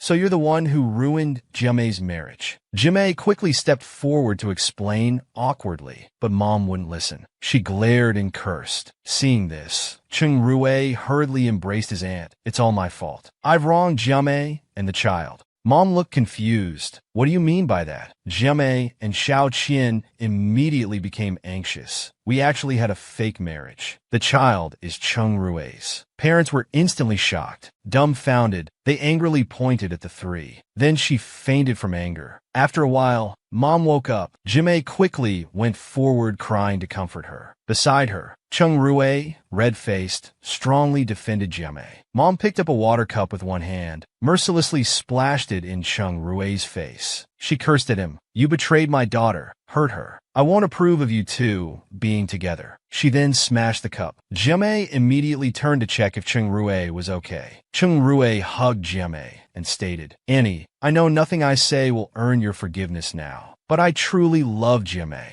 Mom wouldn't listen at all and shouted, telling them to leave. Both left very heartbroken. After they left, Mom covered her mouth in pain. "I just don't want my daughter to get hurt again." Xiao Qian awkwardly admitted that the fake marriage was his idea first. Can't blame Jimei entirely. Mom immediately changed her expression, saying fiercely, "No matter what, I absolutely won't agree to them being together." The woman agreed to date her ex-boyfriend of 5 years again, giving him another chance to prove himself. Cheng Rue stroked his chin, looking at her joyfully. "This time I'll definitely be a qualified boyfriend." Then he lowered his head, slowly leaning in for a kiss. Jimei pushed him away firmly, "Dream on," and ran away. "Don't forget you're not qualified yet." Cheng Rue suddenly grabbed her, pulled her in front of him. "No rush. I'll spend the rest of my life letting you judge if I'm qualified." Then he took Jimei to spend time together. Jimei's eyes lit up excitedly. "I want hot pot and movies." Cheng Rue saw his chance and leaned in flirtatiously. "What else do you want?" making Jimei blush. Soon after their date, they took the subway home. Jimei wondered if she ate too much. Cheng Rue suddenly hugged her. "A curvy wife is most lovable." Jimei questioned, "Are you calling me fat?" Cheng Rue looked embarrassed, feeling he'd said something wrong again. Jimei looked at him happily. "It feels like dating like we used to."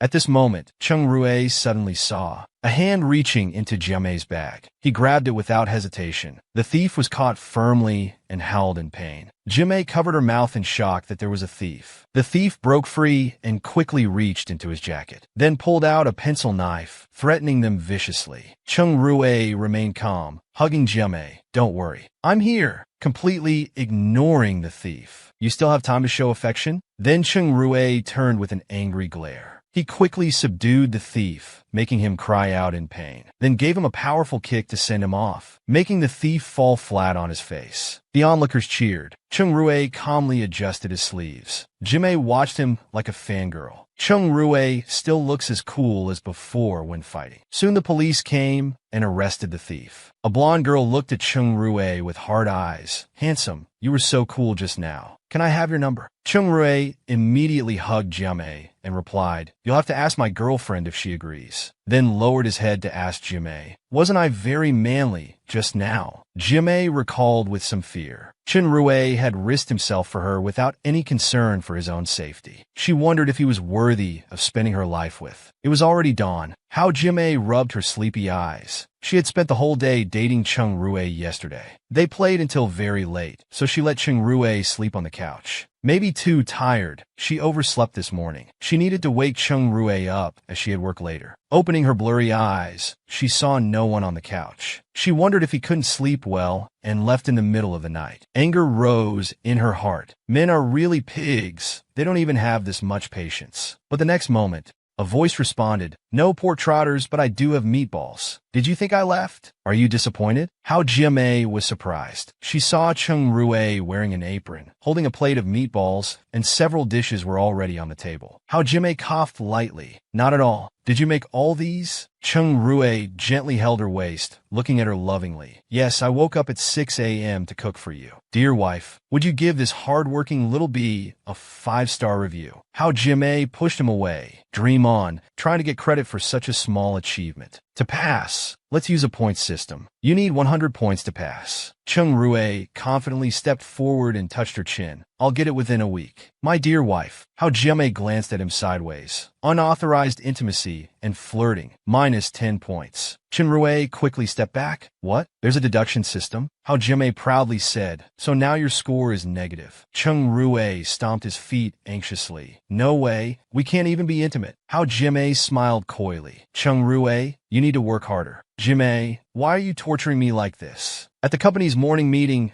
Gaozing announced good news. Jian Group officially invested in Yida Group. Amid warm applause. "Bad, right?" How Jiamei said angrily. "Drop your CEO mode. Making decisions without asking me. Minus 10 points for buying the apartment next door." Chung Rue's face fell. "So I did all this for nothing? Old tricks don't work anymore." He snorted. "Jiamei won't expect. I have another plan." The next day, How Jiamei heard a knock while preparing for work. Opening the door, she saw Chen Rue holding flowers, smiling at her doorstep. She said irritably, "It's not New Year yet. Don't stand at people's doorstep like a mascot early in the morning." Chung Rue eagerly said, "The early bird catches the worm. I've never been this diligent even during school exams. I'm really trying hard for that passing grade." How Jiamei said, "Then you've made a mistake. I don't like these flowers." Before she could say, minus 10 points, Chung Rue interrupted. "These are for our mom. It's Saturday. I knew you'd visit her at the hospital, so I ordered her favorite flowers early." "Oh, did you want some too?" How Jiamei pouted slightly. "Stop saying our mom. She's my mom." Chung Rue chuckled. He pulled out a rose from the bouquet. "Don't be angry. How could I forget flowers for my dear wife? I remember you like roses." How Jiamei beamed. "Not bad. Gold standard reward, plus 10 points." Chung Rue perked up. "Wife, I'll keep working hard." At the hospital, Hao's family watched the two arrive. They scolded Jiamei. "It's fine for you to come, but why bring your future brother-in-law? What if mom gets angry and her condition worsens?" How Jiamei angrily retorted, "What brother-in-law? Don't talk nonsense." Seeing her anger, Chung Rue said, "Never mind, I seem to be unwanted." Before leaving, he reminded How Jiamei, "Mom's just tough on the outside but soft inside. Just act cute and sweet, and it'll be fine. Good luck." While Mom How was still angry, telling them to leave quickly, Dad How tried to mediate. How Jiamei held the flowers and said, "Mom, these are your favorite flowers from Chung Rue.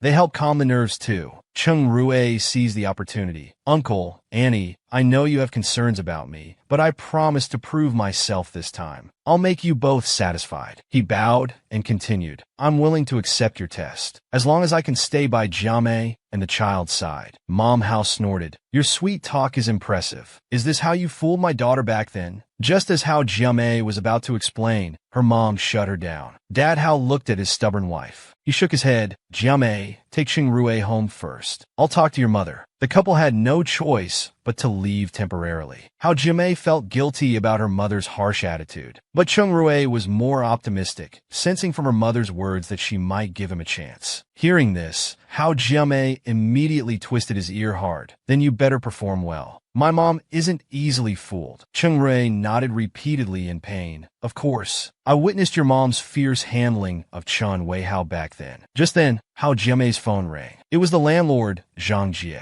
Chen Rue's expression relaxed slightly. The landlord's call came quite quickly. How Jiamei put the phone to her ear. Zhang Jie's voice came through. Jiamei, I'm sorry. I can't rent the house to you anymore. Someone bought it at a high price yesterday. I'll transfer the remaining rent to your bank account. I'm really sorry. After hanging up, Hao Jiamei cursed angrily, buying prime location apartments just like that. Which rich fool would be so wealthy and willful? Though angry, she still needed to find a new place. At the real estate agency, she was told there were no apartments available in this complex. Not just this complex, but none within 10 miles. Discouraged, Hao Jiamei cursed again. Did some money-burning rich fool buy the entire building? This is too strange. Even if this location is popular, it shouldn't be completely rented out. Thinking this, she continued to the next real estate agency. Cheng Rui grabbed her arm. Maybe some wealthy tycoon really did buy it for investment. Seeing his smiling face, Hao Jiamei casually said, "It wasn't you, was it?" Cheng Rui quickly shook his head. "Do I look like some rich fool to you?" Hao Jiamei thought. True. Businessmen don't work without profit. You don't look like that kind of money-wasting idiot. Hearing the word idiot, Cheng Rui panicked, thinking, if Jiamei finds out I did this, she'll deduct all my points. After thinking for a moment, he clenched his fist. For the sake of being with Jiamei and their child, he decided to take another gamble. It was already midnight. Hao Jiamei was still searching for houses online. Cheng Rui brought her a glass of milk. It's so late. Stop searching and get some sleep. I can't. The landlord already returned the remaining rent to my account this afternoon. I have to move out in 3 days. I must find a place immediately. There are suitable places, but they're either too far from the child's school or unfurnished. I guess I'll have to stay in a hotel temporarily. Chen Rui saw his chance and eagerly said, "You don't need to stay in a hotel. You can move in across from me." As soon as he finished speaking, Hao Jiamei spat milk all over his face. "Even if you're unhappy, you didn't have to spray me." Hao Jiamei quickly apologized. "I didn't expect you to say that, so I couldn't help it." She grabbed a towel to help clean him up. "Let's not joke about living together." Cheng Rui caught her hand. "What's wrong with living together? We've lived together before." Hao Jiamei pushed his hand away. "The past is the past. Now is now." Cheng Rui, "I have no plans to live with you." Then she stood up to leave. Cheng Rui grabbed her hand. "If we live together, I can take care of you and the child wholeheartedly." Hao Jiamei shook off his hand, saying angrily, "No means no. We're not married. What would living together mean? And what would the child think?" She then pushed Cheng Rui out the door. "It's late. Go home. I need to visit my mom at the hospital tomorrow." She slammed the door with a bang and snorted. "If I moved in with Cheng Rui so quickly, I'd be too easy to fool.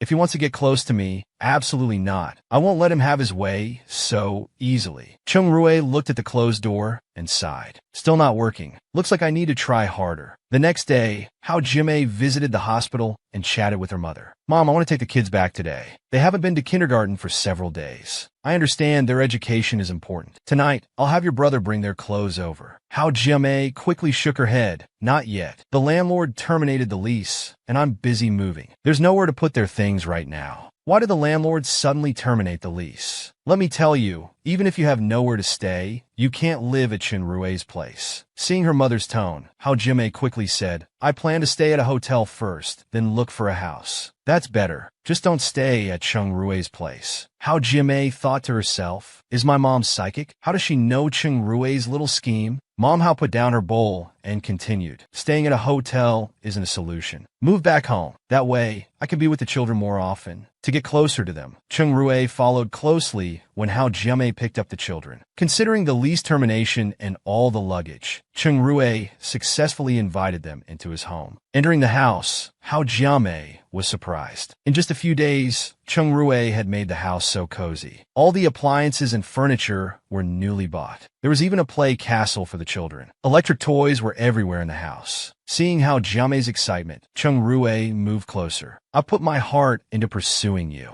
Hao Jiamei cringed. "Stop the sweet talk. The children are here. Seeing your effort, I'll reward you with 10 points. Cheng Rui was delighted and quickly served hot water. "Wife, see how nicely I've decorated? Hotels aren't a long-term solution. Why don't you and the children move in here?" She spat water on his face again. "First milk, now water. Hao Jiamei, you're doing this on purpose." No. Hao Jiamei quickly wiped his clothes, embarrassed. "But moving to your place is impossible. My mom wants me to move back home today." Cheng Rui was stunned. "How can this be? I can't let mother-in-law ruin my plans." Thinking this, he fell to his knees and cried loudly. "Jiamei, if you and the children move back home, it'll be so hard for me to see you all. Please move in here. I promise I'll behave well." Faced with this sudden scene, Hao Jiamei was shocked. He's really turned into a puppy. Collecting herself, Cheng Rui, I don't want to upset my mom. Let's talk about this tomorrow. It's late. I should take the children back. Before Cheng Rui could protest, the children objected. The two little ones each hugged one of his legs and whined, Mommy, Uncle Cheng's place is big and nice. I want to stay here. I want to stay at Uncle Cheng's too. I want my magic castle. Cheng Rui seized the moment. Jiamei, even if you won't think about yourself, think about the children. Even if you decide to move back home later, the distance to school will be a problem. Hao Jiamei felt a headache coming on. Looking at the three pitiful faces before her, she thought for a long while before finally relenting. Fine, but it's only temporary. We'll move out once I find a place. As soon as she finished speaking, cheers filled the entire house. After putting the children to bed, Hao Jiamei felt worried. If Mom finds out I'm living with you, she'll come here to kill us. Cheng Rui gestured for her not to worry, saying he'd handle it. This was the only option for now. She said she was going to bed,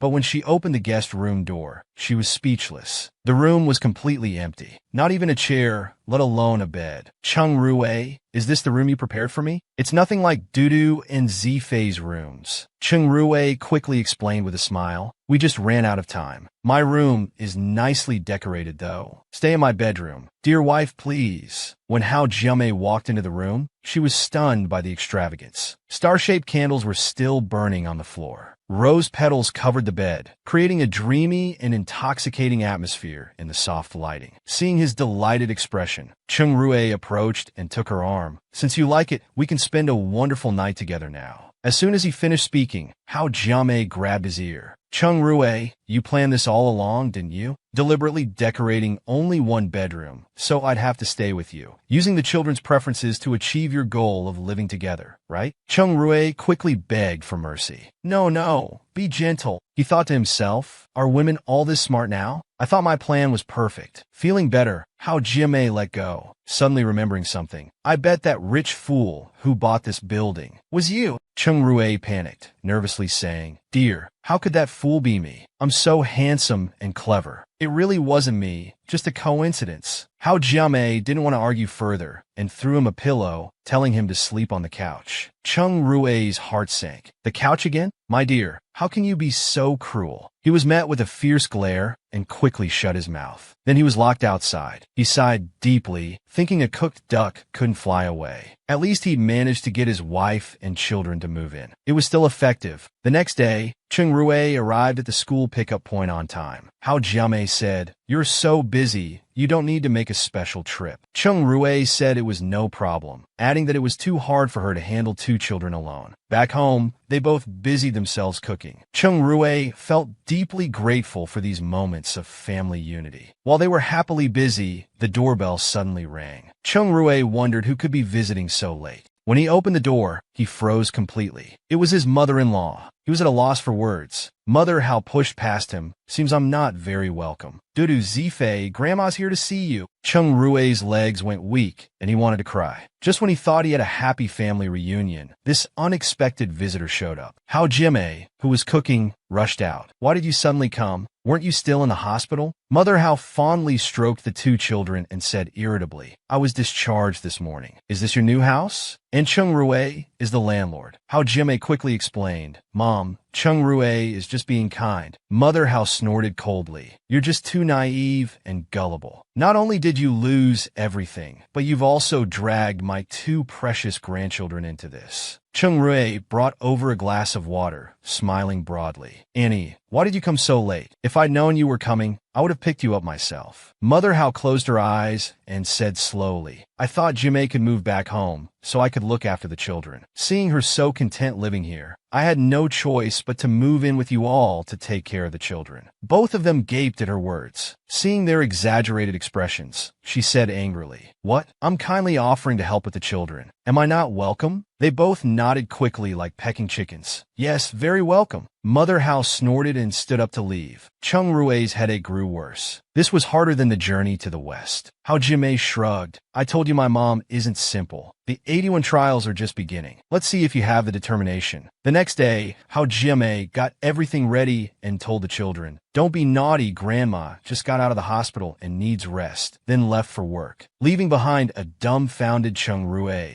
Mother Hao looked at the helpless Cheng Rue and asked irritably, "Which room is Jimei in? I'll share a room with her." Cheng Rue became uncomfortable. "That might be a bit inconvenient." "What's inconvenient about staying with my daughter?" Cheng Rue broke into a sweat and quickly went to the room to remove all the romantic decorations. Looking at the angry mother-in-law, he awkwardly explained, "The decorating company did this. They must have misunderstood something. Annie, you must be tired from your journey. Please rest first." The sweating Cheng Rue finally got through this hurdle. When Hao Jiamei returned from work, she went to the kitchen to cook for the children. Unexpectedly, Cheng Rue hugged her from behind. He complained that she left him alone to face her mother this morning, so she must be punished. Then Cheng Rue held her chin. He gently leaned in, their lips about to meet. A shout of Jiamei made them quickly separate. An angry mother Hao stood nearby. "Jiamei, help me find something." "What do you need, Mom?" "Your household registration book." They both broke into a cold sweat. Late at night, Cheng Rue tossed and turned, unable to sleep. Having his mother-in-law here was very unfavorable to his plans. He needed to think of something. The next day, Cheng Rue fully furnished the guest room with all necessary bedding and furniture. In the evening, he told Mother how the room was ready and that he would sleep on the couch. Mother Hao went to rest contentedly. Cheng Rue finally breathed a sigh of relief. His plan had worked. After they fell asleep, he quietly opened Hao Jiamei's door. Tiptoeing in, he looked at the sleeping Hao Jiamei. As he leaned in to kiss her, Hao Jiamei opened her eyes and glared at him. Cheng Rue whispered, "Don't wake up, Annie. I'll just watch you sleep." Hao Jiamei dared not resist loudly, fearing her mom would hear. "Damn bastard. Did you plan this too?" Looking at Cheng Rue so close, hearing his heavy breathing, just as she was about to speak, her mouth was covered, only able to make muffled sounds. Cheng Rue ignored her struggles and kept kissing her. Just then, a loud knock at the door startled them both. Cheng Rue quickly found a place to hide. Hao Jiamei quickly composed herself and opened the door. When Mother Hao saw her, she frowned at Hao Jiamei's disheveled hair, reddened lips, and loosened buttons. Suspecting something, she claimed she'd forgotten to get something. She walked in and started searching. Seeing Jiamei blocking the wardrobe, she thought Cheng Rue must be inside. Despite Jiamei's attempts to stop her, she pushed her aside and opened the wardrobe. She saw nothing but clothes inside. When Hao Jiamei asked what she was looking for, Mother Hao awkwardly said she was searching for a blue embroidered qipao. Mother Hao left with relief. Then the wooden panel in the wardrobe opened, revealing a hidden second layer. Seeing Cheng Rue's smiling eyes, she angrily said, "It's all your fault. My mom almost caught us." Cheng Rue whispered, "Don't you find this sneaking around exciting? Come on, let's kiss again." Hao Jiamei refused to listen to his sweet talk anymore. She pushed him out directly. The next morning, just awakened Cheng Rue heard the mother and daughter talking in the kitchen. "Mom, we really haven't gotten back together." "Good. Don't eat old grass. If I find out anything between you two, you must come home with me immediately." Hao Jiamei nodded quickly. Cheng Rue walked in. He whispered, "You're giving up on me so easily? Mom's health isn't good. I can't make her angry." "Then what about later? That's up to your abilities." Hao Jiamei winked at him. After dinner, Mother Hao saw them whispering together and became angry. But entering the living room, she realized they were discussing work. She turned and left. The economy is recovering, and commodity prices are rising cyclically. That's good news for Yida. Does CEO Cheng plan to further cooperate with us? Seeing Mother Hao leave, Cheng Rue moved closer. "Of course, but I'd rather have a deeper exchange with you." Unexpectedly, as soon as he finished speaking, Hao Jiamei kissed him on the cheek. Cheng Rue was overjoyed. Just as he was about to speak, they heard Mother Hao's voice again. "Jiamei, let's take the children downstairs for a walk." Hao Jiamei said helplessly, "Looks like our exchange ends here." They went downstairs, with the two of them trailing behind. When Mother Hao wasn't looking, Cheng Rue pulled Hao Jiamei into a corner complaining, "Even dating in high school wasn't this hard." Hao Jiamei's eyes widened. "Dating? With whom? Tell me the truth." "No, not me. I just saw how hard it was for other students." Seeing Hao Jiamei's suspicious look, he held her chin and continued, "Really, darling, I think we should continue discussing business." Hao Jiamei asked if he wanted a deep or shallow analysis. Cheng Rue bit her lips. "I want both." During the walk, Mother Hao noticed they weren't following. she called to the children. Dudu Zifei, Mommy and Uncle Chung are playing hide-and-seek with us. Shall we find them? The two children went happily. Soon after, Hao Jiamei returned with them. Mother Hao asked, "Is only Mommy here?" Dudu answered, "Yes." Zifei looked dazed. Uncle Chung promised to take me to the amusement park if I didn't tell where he was. The observant Mother Hao came over, stroking his head. "Why is my dear grandson unhappy?" Just as Zifei was stammering, Chung Rui walked over. Seeing the scene, he broke into a cold sweat, wondering if he would be exposed. For the sake of the amusement park, Zifei went against his conscience and said nothing, while secretly wondering why Uncle was holding Mommy's hand. Dudu pulled Grandma away to play hide-and-seek, finally ending this crisis. Hao Jiamei's phone suddenly rang. "Lu Chun, you're getting married? Congratulations, but I'm busy lately." "Okay, fine, I'll go." After hanging up, she looked at Chung Rui's anxious face and explained, "I'm attending a classmate's wedding next Monday." Chung Rui became nervous. "Middle school classmate? Male or female? Can I go with you?" "No, my classmates don't know about my divorce yet." Chung Rui said, "What if you meet your middle school boyfriend?" Hao Jiamei covered his lips with her hand. "I'm going alone." "That's final. Be good and wait for me to return." She blew him a kiss. To Hao Jiamei's annoyance, her mother had the family driver follow her. Isn't this just surveillance? But her mother miscalculated this time. Chung Rui didn't show up at all. Just as she entered the wedding venue, someone called her name. The person looked familiar, but she couldn't remember the name. The man touched his hair, smiling flatteringly. "It's me, Fong Zia. I even wrote you love letters before." Before Hao Jiamei could respond, a woman appeared and twisted his ear. "Fong Zia, you're married to me and still thinking about your old crush?" After scolding her husband, she turned to Hao Jiamei. "Do you remember me?" Hao Jiamei nodded, saying she did. Thinking, "This is bad. I can't remember who she is." She changed the subject, pointing. "Why are there so many people over there? Is there a celebrity?" Fong Zia quickly replied, "Not a celebrity, but might as well be." Drove up in a red sports car. All the single girls from our class rushed over. "You men are the same. Can't move when you see a pretty girl." As if proving his point, two men walked over. "Jiamei, you're even prettier than in middle school." The other added, "More elegant too.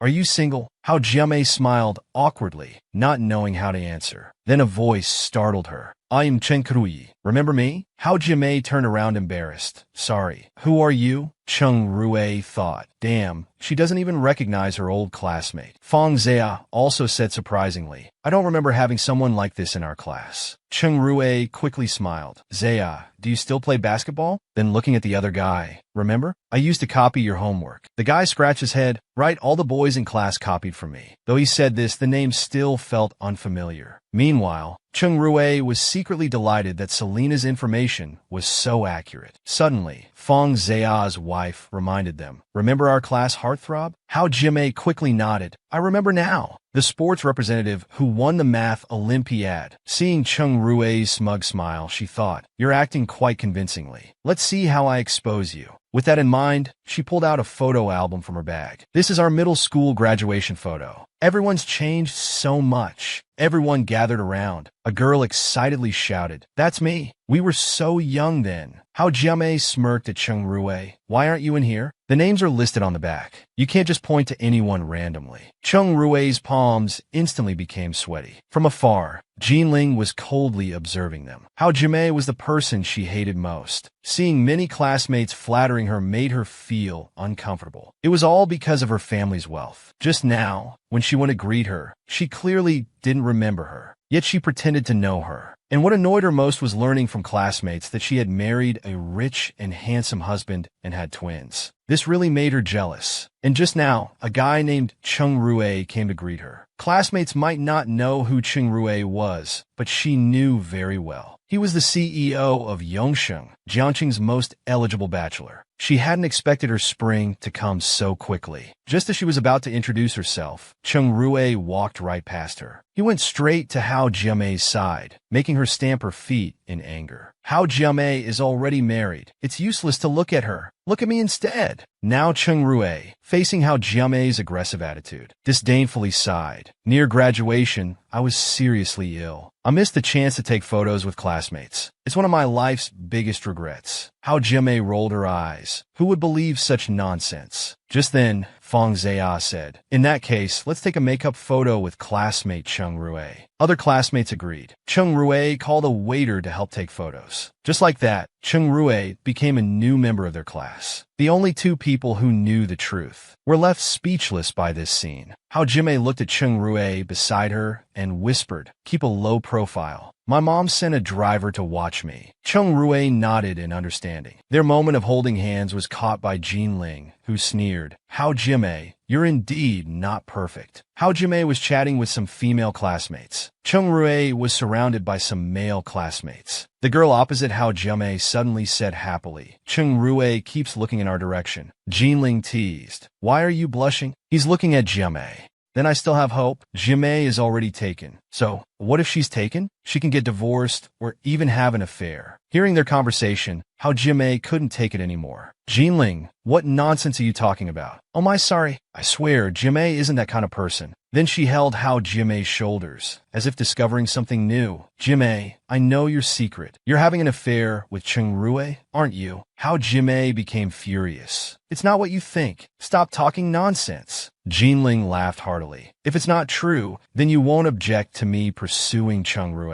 Well then, wish me luck." Watching Jean Ling eagerly heading towards Chung Rue, she secretly mocked, as if you could win him over. Jean Ling approached Chung Rue from behind with a glass of red wine. Using the wine as an excuse, she deliberately bumped into him, spilling wine all over him. She quickly took out her handkerchief, gazing at him lovingly while wiping methodically. From afar, Hao Jimei couldn't bear to watch. This trick is so old, it's making everyone uncomfortable. Just then, her phone buzzed with a message from Lu Chen. "Jimei, come to the backyard." Hao Jimei hurriedly rushed to the backyard without delay. Seeing Lu Chen, she quickly asked what was wrong. Lu Chen looked at her with tears in his eyes. "Jimei, I just heard you got divorced." Hao Jimei didn't know whether to laugh or cry. "Don't tell me this is your urgent matter." Lu Chen excitedly grabbed her hands. "Of course, if I had known you were divorced, I wouldn't have gotten married." Hao Jimei was so shocked by his words she couldn't speak. Meanwhile, Jean Ling was grinding her teeth in anger at Chung Rue, kicking a tree. Damn, Chung Rue must be blind, actually liking a plain-looking woman with 2 kids. Unfortunately, upon arriving at the backyard, she saw Lu Chen holding Hao Jimei's hands. This Hao Jimei is actually juggling 3 men. She sneered inwardly. "I'll let everyone know your true face." Hao Jimei finally came to her senses and pushed Lu Chen away. "What do you want?" Lu Chen said sincerely. "If you're willing, I'll stop this wedding." "I'm not willing, and I don't like you." She left hurriedly without looking back. In the backyard, Chung Rue saw Hao Jimei appear and asked where she went. She explained she went to the bathroom. Chung Rue came to her side. "Jimei, what kind of wedding do you want?" "I don't want a wedding."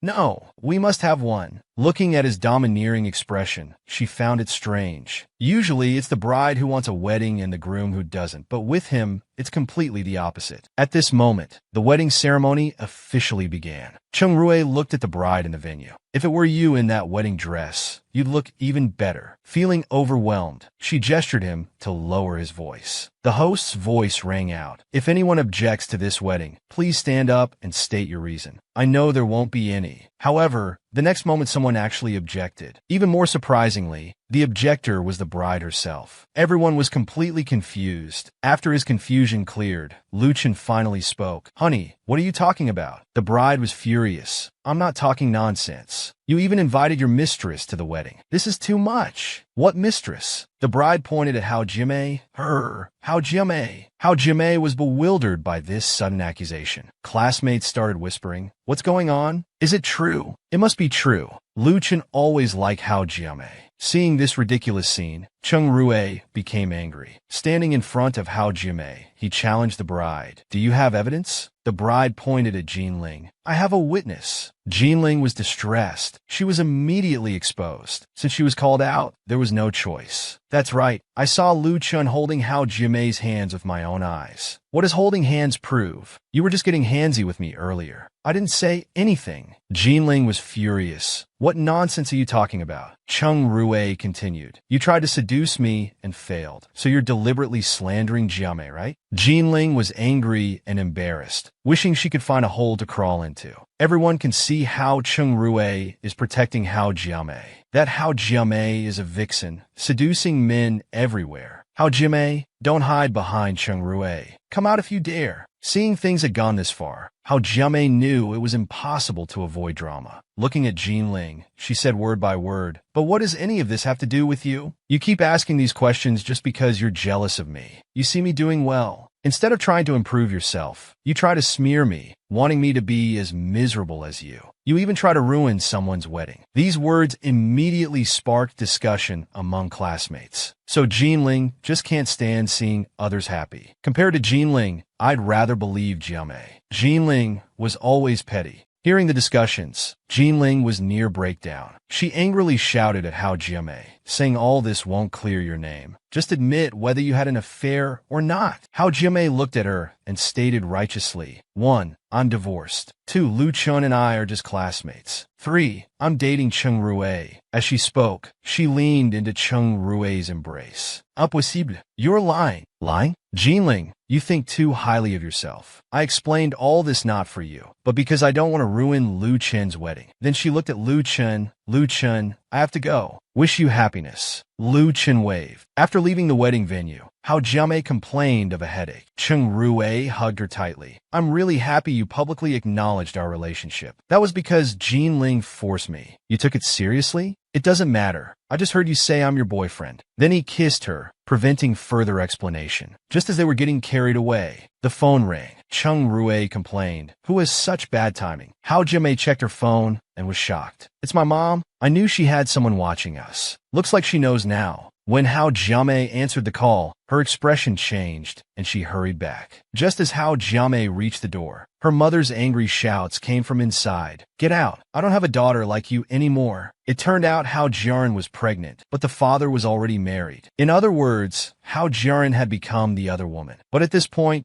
beating and scolding were useless. Hao Jiamei helped her sister up. Mom, this isn't entirely Jiaran's fault. Her mother exploded. If not her, then it's my fault? Blame me for not raising my daughter well, letting her get involved with a married man, and getting pregnant. I don't want to see you. Then she went into her room and shut the door. Hao Jiamei looked at Cheng Rue. What should we do? I'm worried about my sister being alone, and she can't go home right now. Cheng Rue blurted out. Why not let her stay across the street? One said he couldn't take it back. That foolish rich boy had exposed himself. Fortunately, Hao Jiamei wasn't in the mood to care about this, so Hao Jiaran was arranged to stay there. Looking at her sister on the bed, she softly comforted her. Stay here for now, so we can look after you. I'll talk to Mom. Hao Jiaran nodded. After settling her sister, she saw something was off with Cheng Rue.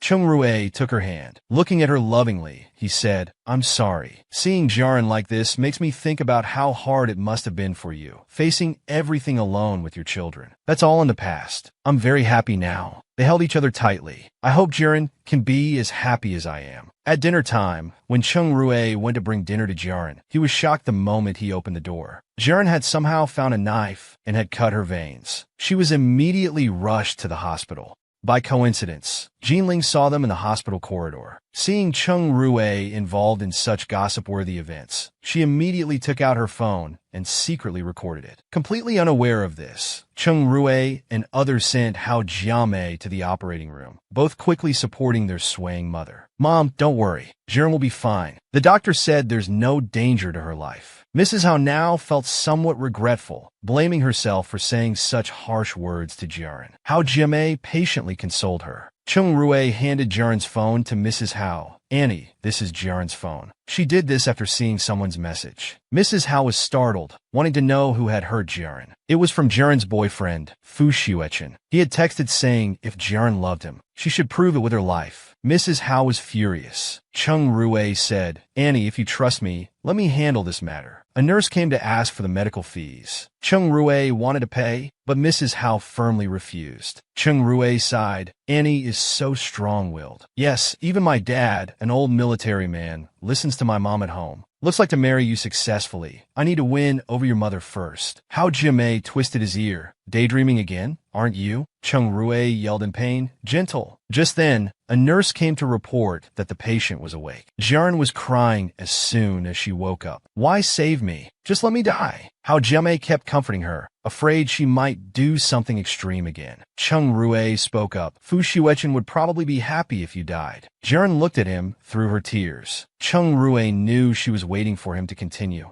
Isn't that right? A woman willing to die for him. He'd be thrilled to see his charm is so powerful. The previously suicidal Jiaran immediately protested. Xuechen isn't like that, Cheng Rue persisted. Then why did he ask you to prove your love through death? Jiaran was speechless, not knowing how to respond. Tears streamed down her face. Cheng Rue knew his words were having effect and pressed on, moving closer, because he doesn't love you at all. He only loves himself. Jiaran covered her face with both hands, shaking her head slightly. It's not like that. Closing the door, how Jiamei frowned. Will sister understand? She knew Cheng Rue's words were meant to make her sister give up. Cheng Rue patted her gently. She will, once she sees Fu Xuechen's true nature. By the way, what are you planning to do about Fu Xuechen that you told Mom about? That's a secret. How Jiamei pouted slightly.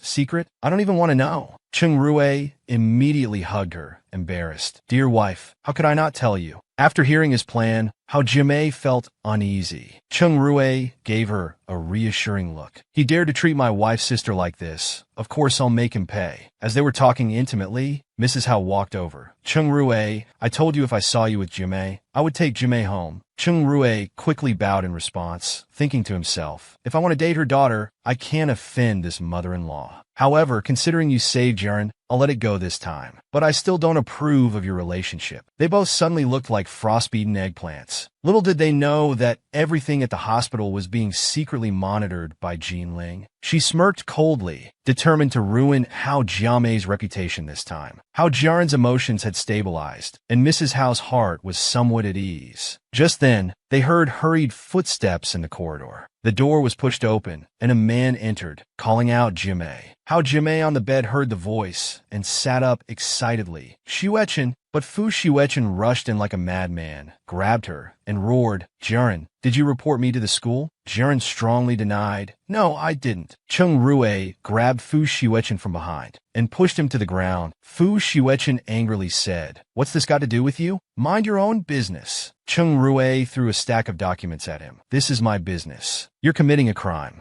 Jiaran isn't your first victim of suicide instigation. Your actions constitute attempted murder. Get ready for prison. Fu Xuechen picked up the papers and read them carefully. His expression changed dramatically. He quickly knelt before Jiaran. No, I don't want to go to prison. Jiaran, let me explain. I didn't really want you to die. Look, you're fine now. Just as he finished speaking, a loud slap rang out. Hao Jiamei's hand landed squarely on his face. Cheng Rue worriedly grabbed her hand. Careful, you'll hurt your hand. Let the police handle this scum. Fu Xuechen, knowing he was wrong, didn't dare get angry and continued begging Jiaran for forgiveness. Unexpectedly, Mrs. Hao stepped in and kicked the other side of his face. Then she smashed a chair to pieces. After venting her anger, she asked Cheng Rue to drag him out of the room. Hao Jiamei looked at her grieving sister and comforted her. Sister, such a beast isn't worth your tears. Jiaran couldn't control her emotions anymore and hugged Jiamei, sobbing, Jiamei, I envy you for having someone who truly loves you. Sister, you'll find someone too. Mrs. Hao was satisfied with how Cheng Rue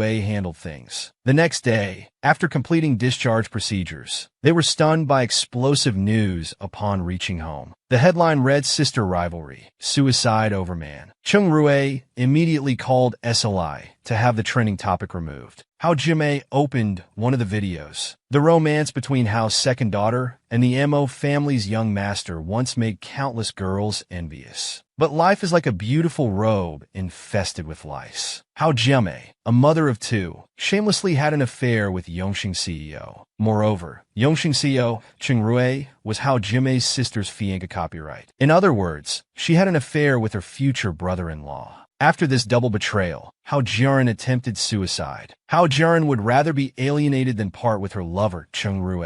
It's just pitiful how her two children will face their mother. Mrs. Hao was furious seeing these news reports. Who's spreading these lies? Nonsense. Jiaran felt very guilty, blaming herself for causing this situation. But Hao Jiamei smiled and said, don't worry about it. This kind of gossip will blow over quickly. Then she pushed them inside to rest. After closing the door, she quickly sought out Cheng Rue. She said she didn't mind what happened to herself, but the children shouldn't have to hear such gossip. Cheng Rue assured her he would handle everything. Then he held her in his arms. Suddenly, allow Mom. What are you doing? They quickly jumped apart. Zifei stood there with clenched fists. Hao Jiamei noticed his dirty clothes and some scratches on his face. She asked what happened, but an angry Zifei refused to answer. Dudu, who had just returned, said brother got into a fight. Cheng Rui blurted out, "Why did you fight?" Zifei shouted, "None of your business." Hao Jiamei quickly scolded him for being rude. But Zifei just snorted at Chinyu, saying, "I hate him. I don't want to see him," before running to his room and slamming the door. While they stood there confused, the secretary explained that Zifei's classmates had seen the online video, which led to the fight. Understanding now, Cheng Rui secretly vowed to find who was behind this. At the hospital, Jinling scrolled through her phone, feeling extremely satisfied. "Hao Jiamei, you must be suffering now." A colleague came to tell her the supervisor wanted to see her. A termination letter awaited Jinling. "Jinling, someone reported you for leaking patient privacy. The hospital has decided to terminate you. Please hand over your work in the next few days." Jinling protested. "Boss, I didn't do it. Someone must be framing me." "Frame you?" "They traced the IP address and have surveillance footage from our hospital. They're planning to sue you. Better prepare yourself." Finally, Jinling left the hospital, walking dejectedly. A figure appeared before her. It was Cheng Rui. "Why are you alone? Where's Hao Jiamei?" Cheng Rui turned slightly, saying coldly, "I'll handle ugly matters myself. Jiamei doesn't need to see this." Jinling snapped. "Why does Hao Jiamei have so many people who love her?" "Because she's Hao Jiamei. She's not vicious like you. I can't fight against rich people like you. You've already removed the trending topic and deleted the posts. Why do you have to make me lose my job too?" Cheng Rui laughed at her words. "Don't you understand your mistakes? This is just the beginning. You'll find it very hard to get work from now on. All your evil deeds from childhood will be exposed online for netizens to judge. You'll feel the world's malice." Jinling's body trembled, and her belongings clattered to the ground. She collapsed onto the ground, full of regret. Hao Jiamei called out to Zifei again, "Come out for dinner," but the door remained closed. The nanny told Cheng Rui that Zifei hadn't eaten all day. Hearing the online issue was resolved brought some peace. But now Zifei's resistance was concerning. Cheng Rui also felt quite troubled. After Hao Jiamei's patient calling, the door finally opened slightly, revealing Zifei's head. "I'm going on a hunger strike," Hao Jiamei said temptingly. "You'll get very hungry, you know. I made your favorite sweet and sour ribs." Hearing this, Dudu ran out excitedly. "Sweet and sour ribs? Where? I love sweet and sour ribs." Zifei gritted his teeth in anger, but thinking of his manly pride, he turned his head away. "I'm not like Dudu, that little foodie. I can endure it." Hao Jiamei smiled at him. "Then can you tell Mom why you're on a hunger strike?" "I want Uncle Chung to move out. Until he moves out, I won't eat. Dad's not coming home because he's here. I want Dad." Cheng Rui broke into a cold sweat behind them. Hao Jiamei said in a slightly scolding tone, "Zifei, you can't threaten people like this." But despite Hao Jiamei's gentle persuasion, Zifei wouldn't listen, constantly asking for his dad. Cheng Rui stepped forward and said, "I should leave." Hao Jiamei looked at him with guilty eyes. Cheng Rui forced a smile, indicating it was fine, then dragged his weak legs across the floor. Outside, he heaved a heavy sigh. Just when things had improved with his mother-in-law, now his son became the obstacle. He pulled out an engagement ring from his pocket. It seemed the proposal would have to wait. Time flew by, and soon it was New Year. Watching the two children playing, the family seemed happy together. Hao Jiamei prepared New Year gifts for both children. A children's phone for each, hoping Dudu and Zifei would be healthy and happy in the new year. Happy and joyful. Zifei took the gift and said, "Mom, didn't you say you'd buy us phones in a few years?" Hao Jiamei sensed trouble. This child was so observant. She stammered, "Uncle Chung bought these for you." The next moment, his phone was thrown to the ground. Zifei shouted, "I don't want anything from him," and ran to his room. The nanny shook her head helplessly. Zifei was so stubborn. Late at night, while Hao Jiamei was putting the children to bed, her phone rang. She got up to leave, not knowing that Zifei wasn't asleep. He opened his eyes the moment she got up. Downstairs, she saw Cheng Rui waiting. Cheng Rui asked directly, "I heard from Zheng Song that Zifei didn't accept my gift." Hao Jiamei smiled awkwardly. "He's very close to Xiao Qian. That's why he rejects you." "I know, I don't blame Zifei. I think if Zifei knew that I was his..." Before he could finish, Hao Jiamei stopped him. "No, I know Zifei.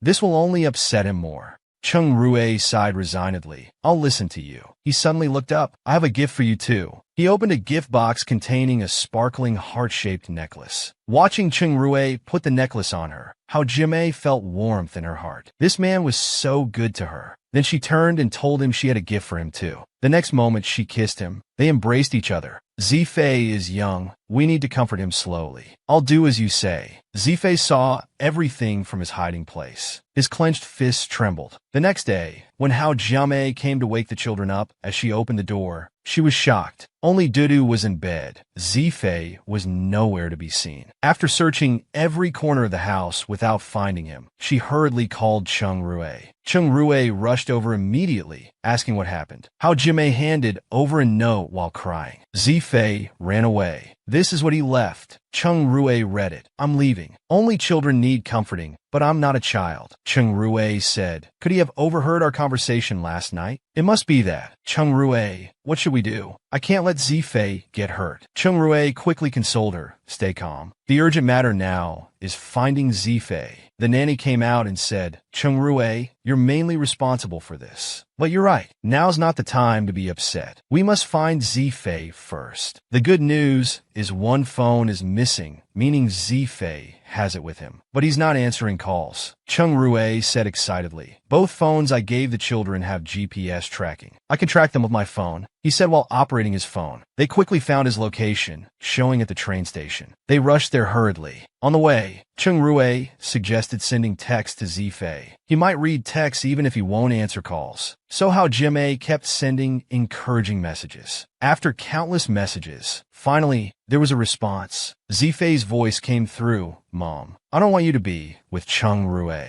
Okay, if you come back, Uncle and Mom will separate. Don't treat me like a child and lie to me. Mom promises you. Where are you? I'm on the second floor. Zifei, don't move. Don't hang up. Mom's coming to find you. As they anxiously reached the second floor, the call suddenly cut off. The child wasn't there. Hao Jimei panicked. Cheng Rui held her hand saying, don't panic. Let's check the surveillance. They went to the monitoring room and explained the situation. They quickly found that 1 minute ago, Zifei was dragged away by someone in black. Hao Jimei was completely lost, not knowing what to do. Then the phone rang. It was Zifei's phone. A strange man's voice came through. I have your son. If you want him alive, prepare 50 million in ransom. Who are you? Why did you kidnap Zifei? Hao Jimei shouted anxiously. Cheng Rui grabbed the phone. Don't hurt the child. We'll agree to whatever you want. After hearing the conditions, Chun Sheng said firmly, but if you touch a hair on Zifei's head, I'll make you wish you were dead. The voice replied they only wanted money, wouldn't harm the child. After hanging up, Cheng Rui gestured to stay calm. The kidnapper said the exchange is tomorrow. I suspect it's someone who knows us. 50 million isn't a small amount. If they didn't know who we are, they wouldn't risk asking for such high ransom. Hao Jiamei asked if he knew who did it. Cheng Rui shook his head. But we must find him and bring Zifei back safely. The next day, 50 million in cash was ready. While they waited anxiously, the phone finally rang. 8 p.m., East City Machinery Factory entrance for the ransom. Only one person can come. No police. I'll release him after receiving the money. Cheng Rui nervously said, money's not an issue. Just keep the child safe. As expected of a big CEO, throwing money around. Seems I asked for too little. At Cheng Rui's request, they heard Zifei's voice, which finally put them at ease. Cheng Rui comforted Jiamei, asked her to wait at home while he delivered the ransom. Said the kidnappers only wanted money. Once they got it, the child would be safe. Watching Cheng Rui leave, Hao Jiamei said tearfully, Cheng Rui, I regret it. If I hadn't left with Dudu and Zifei back then, we would have had 5 more years together. Cheng Rui smiled at her. Why do you sound like we're saying goodbye forever? Don't worry, Zifei will return. One day he'll accept me too. I am confident. Hao Jiamei nodded repeatedly. I believe that day will come too, but her heart felt cold. Would she even live to see it? Just earlier, she received a call. The person was aggressive, wanting not just money, but her life too. Zifei's safety depended on whether she was willing to die. Right after Cheng Rui left, Hao Jiamei followed suit. Following the instructions from the phone call, she arrived at an abandoned warehouse. A woman's voice came from the darkness. Hao Jiamei, you really dared to come. Seeing who it was, Hao Jiamei became angry. Jinling, why are you doing this? Jinling laughed coldly. Why? Because you and Cheng Rui made everyone turn against me, made my life worse than death. Now I'll let him taste the same feeling. Several men appeared around them. One of them looked at Hao Jiamei, drooling, thought we were just getting money, didn't expect to get a woman too. Hao Jiamei felt scared seeing the lustful men. A man grabbed her hand, chuckling. Hao Jiamei tried to struggle, but he was too strong. As he was about to make a lewd move, a fist emerged from the darkness, hitting his face. He screamed in pain. The newcomer stepped on his hand. Is this the hand that touched my wife? Hao Jiamei was startled. Why are you here? Cheng Rui glanced at her. I knew something was wrong. I'll put a tracker on you. A tracker, the other two thugs said. So what if you found us? Just one more to die. They charged forward, playing the hero. Huh? The next moment they clashed. After a series of punches and kicks, the two lay on the ground, barely breathing. Jinling, seeing this, shouted anxiously, we had a deal. Get the money and release him. Don't blame us for killing him. Cheng Rui said, 50 million is in the car outside. Get it yourself. Another 50 million Zheng Tsong has taken to East City Machinery Factory. Is 100 million enough? Jinling was overjoyed. Her goal of 100 million was achieved. The men on the ground struggled up painfully, willing to resolve things peacefully. No one wanted to fight anymore. However, Jinling, even after getting the money, still held Zifei as a threat. Cheng Rui was angry. I've given you the money. What else do you want? Jinling's face twisted. What do I want? I want everything. I want money. I want you all to like me. Are you all blind? Why do you ignore me? Everyone swarms around Hao Jiamei like flies. At this point, Zifei began crying in fear. Seeing Hao Jiamei's anxious state, Jinling felt satisfied. If you want to save your son so badly, jump from here, she pointed downstairs. Hao Jiamei agreed without hesitation. Cheng Rui grabbed her. No, Jinling always goes back on her word. Even if you jump, she probably won't release Zifei. He suddenly turned to Jinling, shouting, I'm the one who made you lose your job. I'm the one who told all hospitals not to hire you. So you should hate me, not Jiamei. I'll jump instead of her. Jinling laughed loudly. Suddenly Zifei said, Uncle Cheng, don't jump. Cheng Rui paused. After a moment of silence, he said softly, Zifei, actually, I am your father. At these words, everyone, including Zifei, was shocked. Jinling laughed even harder. Ha ha, Jiamei, you really are despicable. Cheng Rui, you don't need to jump anymore, because I've thought of a way to make you suffer 10 times, 100 times more. The next moment, she pushed Zifei down. Cheng Rui was horrified. In that split second,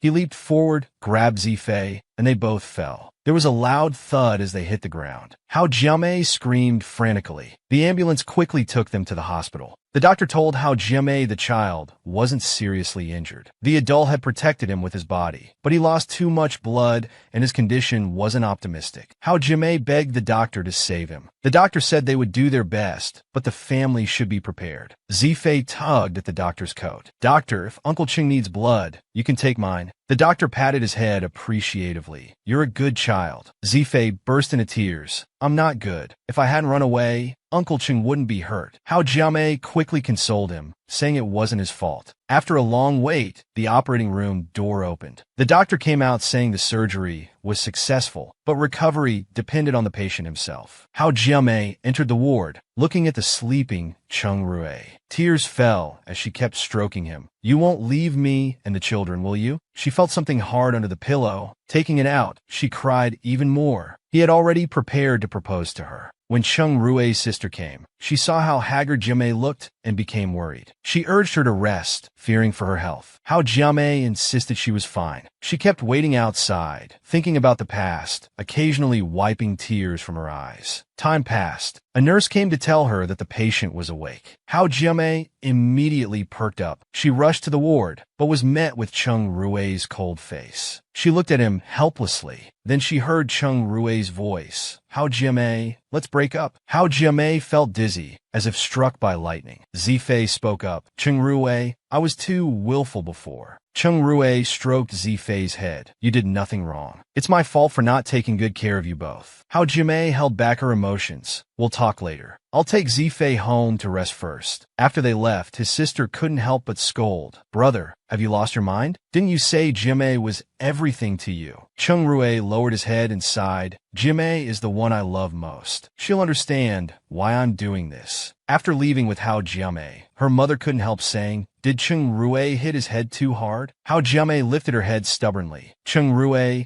is the one I love most. I know why he's doing this. Back home, before Hao Jiamei could rest, Dudu pulled her aside, looking at her eagerly. Mom, I heard Chung Rue is my father. At this point, Hao Jiamei felt no need to hide it. Yes, Dudu. Mom knows it's hard to accept. She thought he would react like Zifei, with anger and resistance. But unexpectedly, Dudu jumped with joy. That's great. Now I have two dads to love me. His reaction lifted Hao Jiamei's spirits considerably. Zifei ran over to pull Dudu away. Don't bother, Mom. She's already very tired. Looking at this scene, Hao Jiamei felt comforted. Dudu was the most optimistic child. Zifei the most sensible. Mom's not tired. Zifei, Dudu, Mom has something to tell you about your father. So under the children's anticipation, she recounted the past events. After finishing, Hao Jiamei took a deep breath. That's how it is. Dudu opened his eyes wide and asked, so Uncle Chung became my dad, and Dadamo became my uncle? Zifei said, after all Uncle Chung and Mom went through, why does he want to break up now? Hao Jiamei didn't answer their questions, just saying she was tired. I'll sleep for a while. Watching Mom enter her room, Dudu felt upset. If Dad and Mom separate,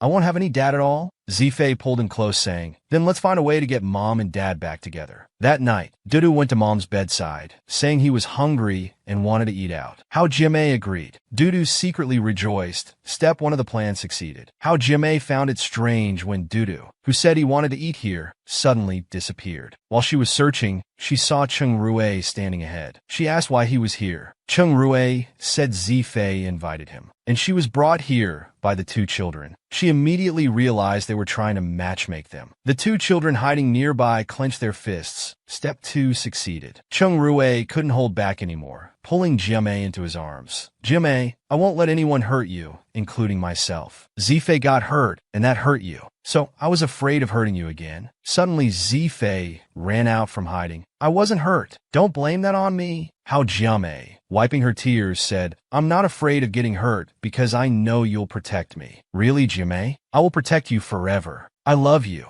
Hao Jiamei looked up. Chung Rue, this time you must marry me. The children and I are sticking with you for life. The two children cheered along. The sacred and solemn church was extraordinarily lively now, as a grand wedding was about to take place. This wedding could be said to be the grandest in the province. After all, it was the CEO of Yongxing's wedding. But it's almost 11 o'clock now. Why hasn't the wedding started yet? Could it be that the groom backed out? People had started various speculations. Meanwhile, the protagonists of this wedding were thoroughly enjoying a game of poker. The floor was a mess. After a while, following Chung Rue's trembling, Hao Jiamei complained, it's all your fault. You ruined my makeup. Jiamei, you look better without makeup anyway. Finally, under everyone's anticipation, the wedding officially began. The bride and groom walked in slowly. The groom was distinguished and elegant. The bride was fresh and graceful, dignified and elegant. What a perfect match, truly made in heaven. At this moment, Hao Jiamei was incredibly excited. I can't believe we're getting married. The stories between them felt like they happened just yesterday. I went to Jiangcheng because of Chen Weihao, but stayed in Jiangcheng because of Chung Rue. In Jiangcheng, I spent the happiest time of my life. After all the twists and turns, we'll definitely meet our destined one. He is my soulmate, my children's father. My happiness came neither too early nor too late. Chung Rue looked at her lovingly. In every future I can imagine, you are there. Hao Jiamei nodded with tears in her eyes. Under the priest's solemn voice, the two embraced tightly. From then on, they lived happily ever after.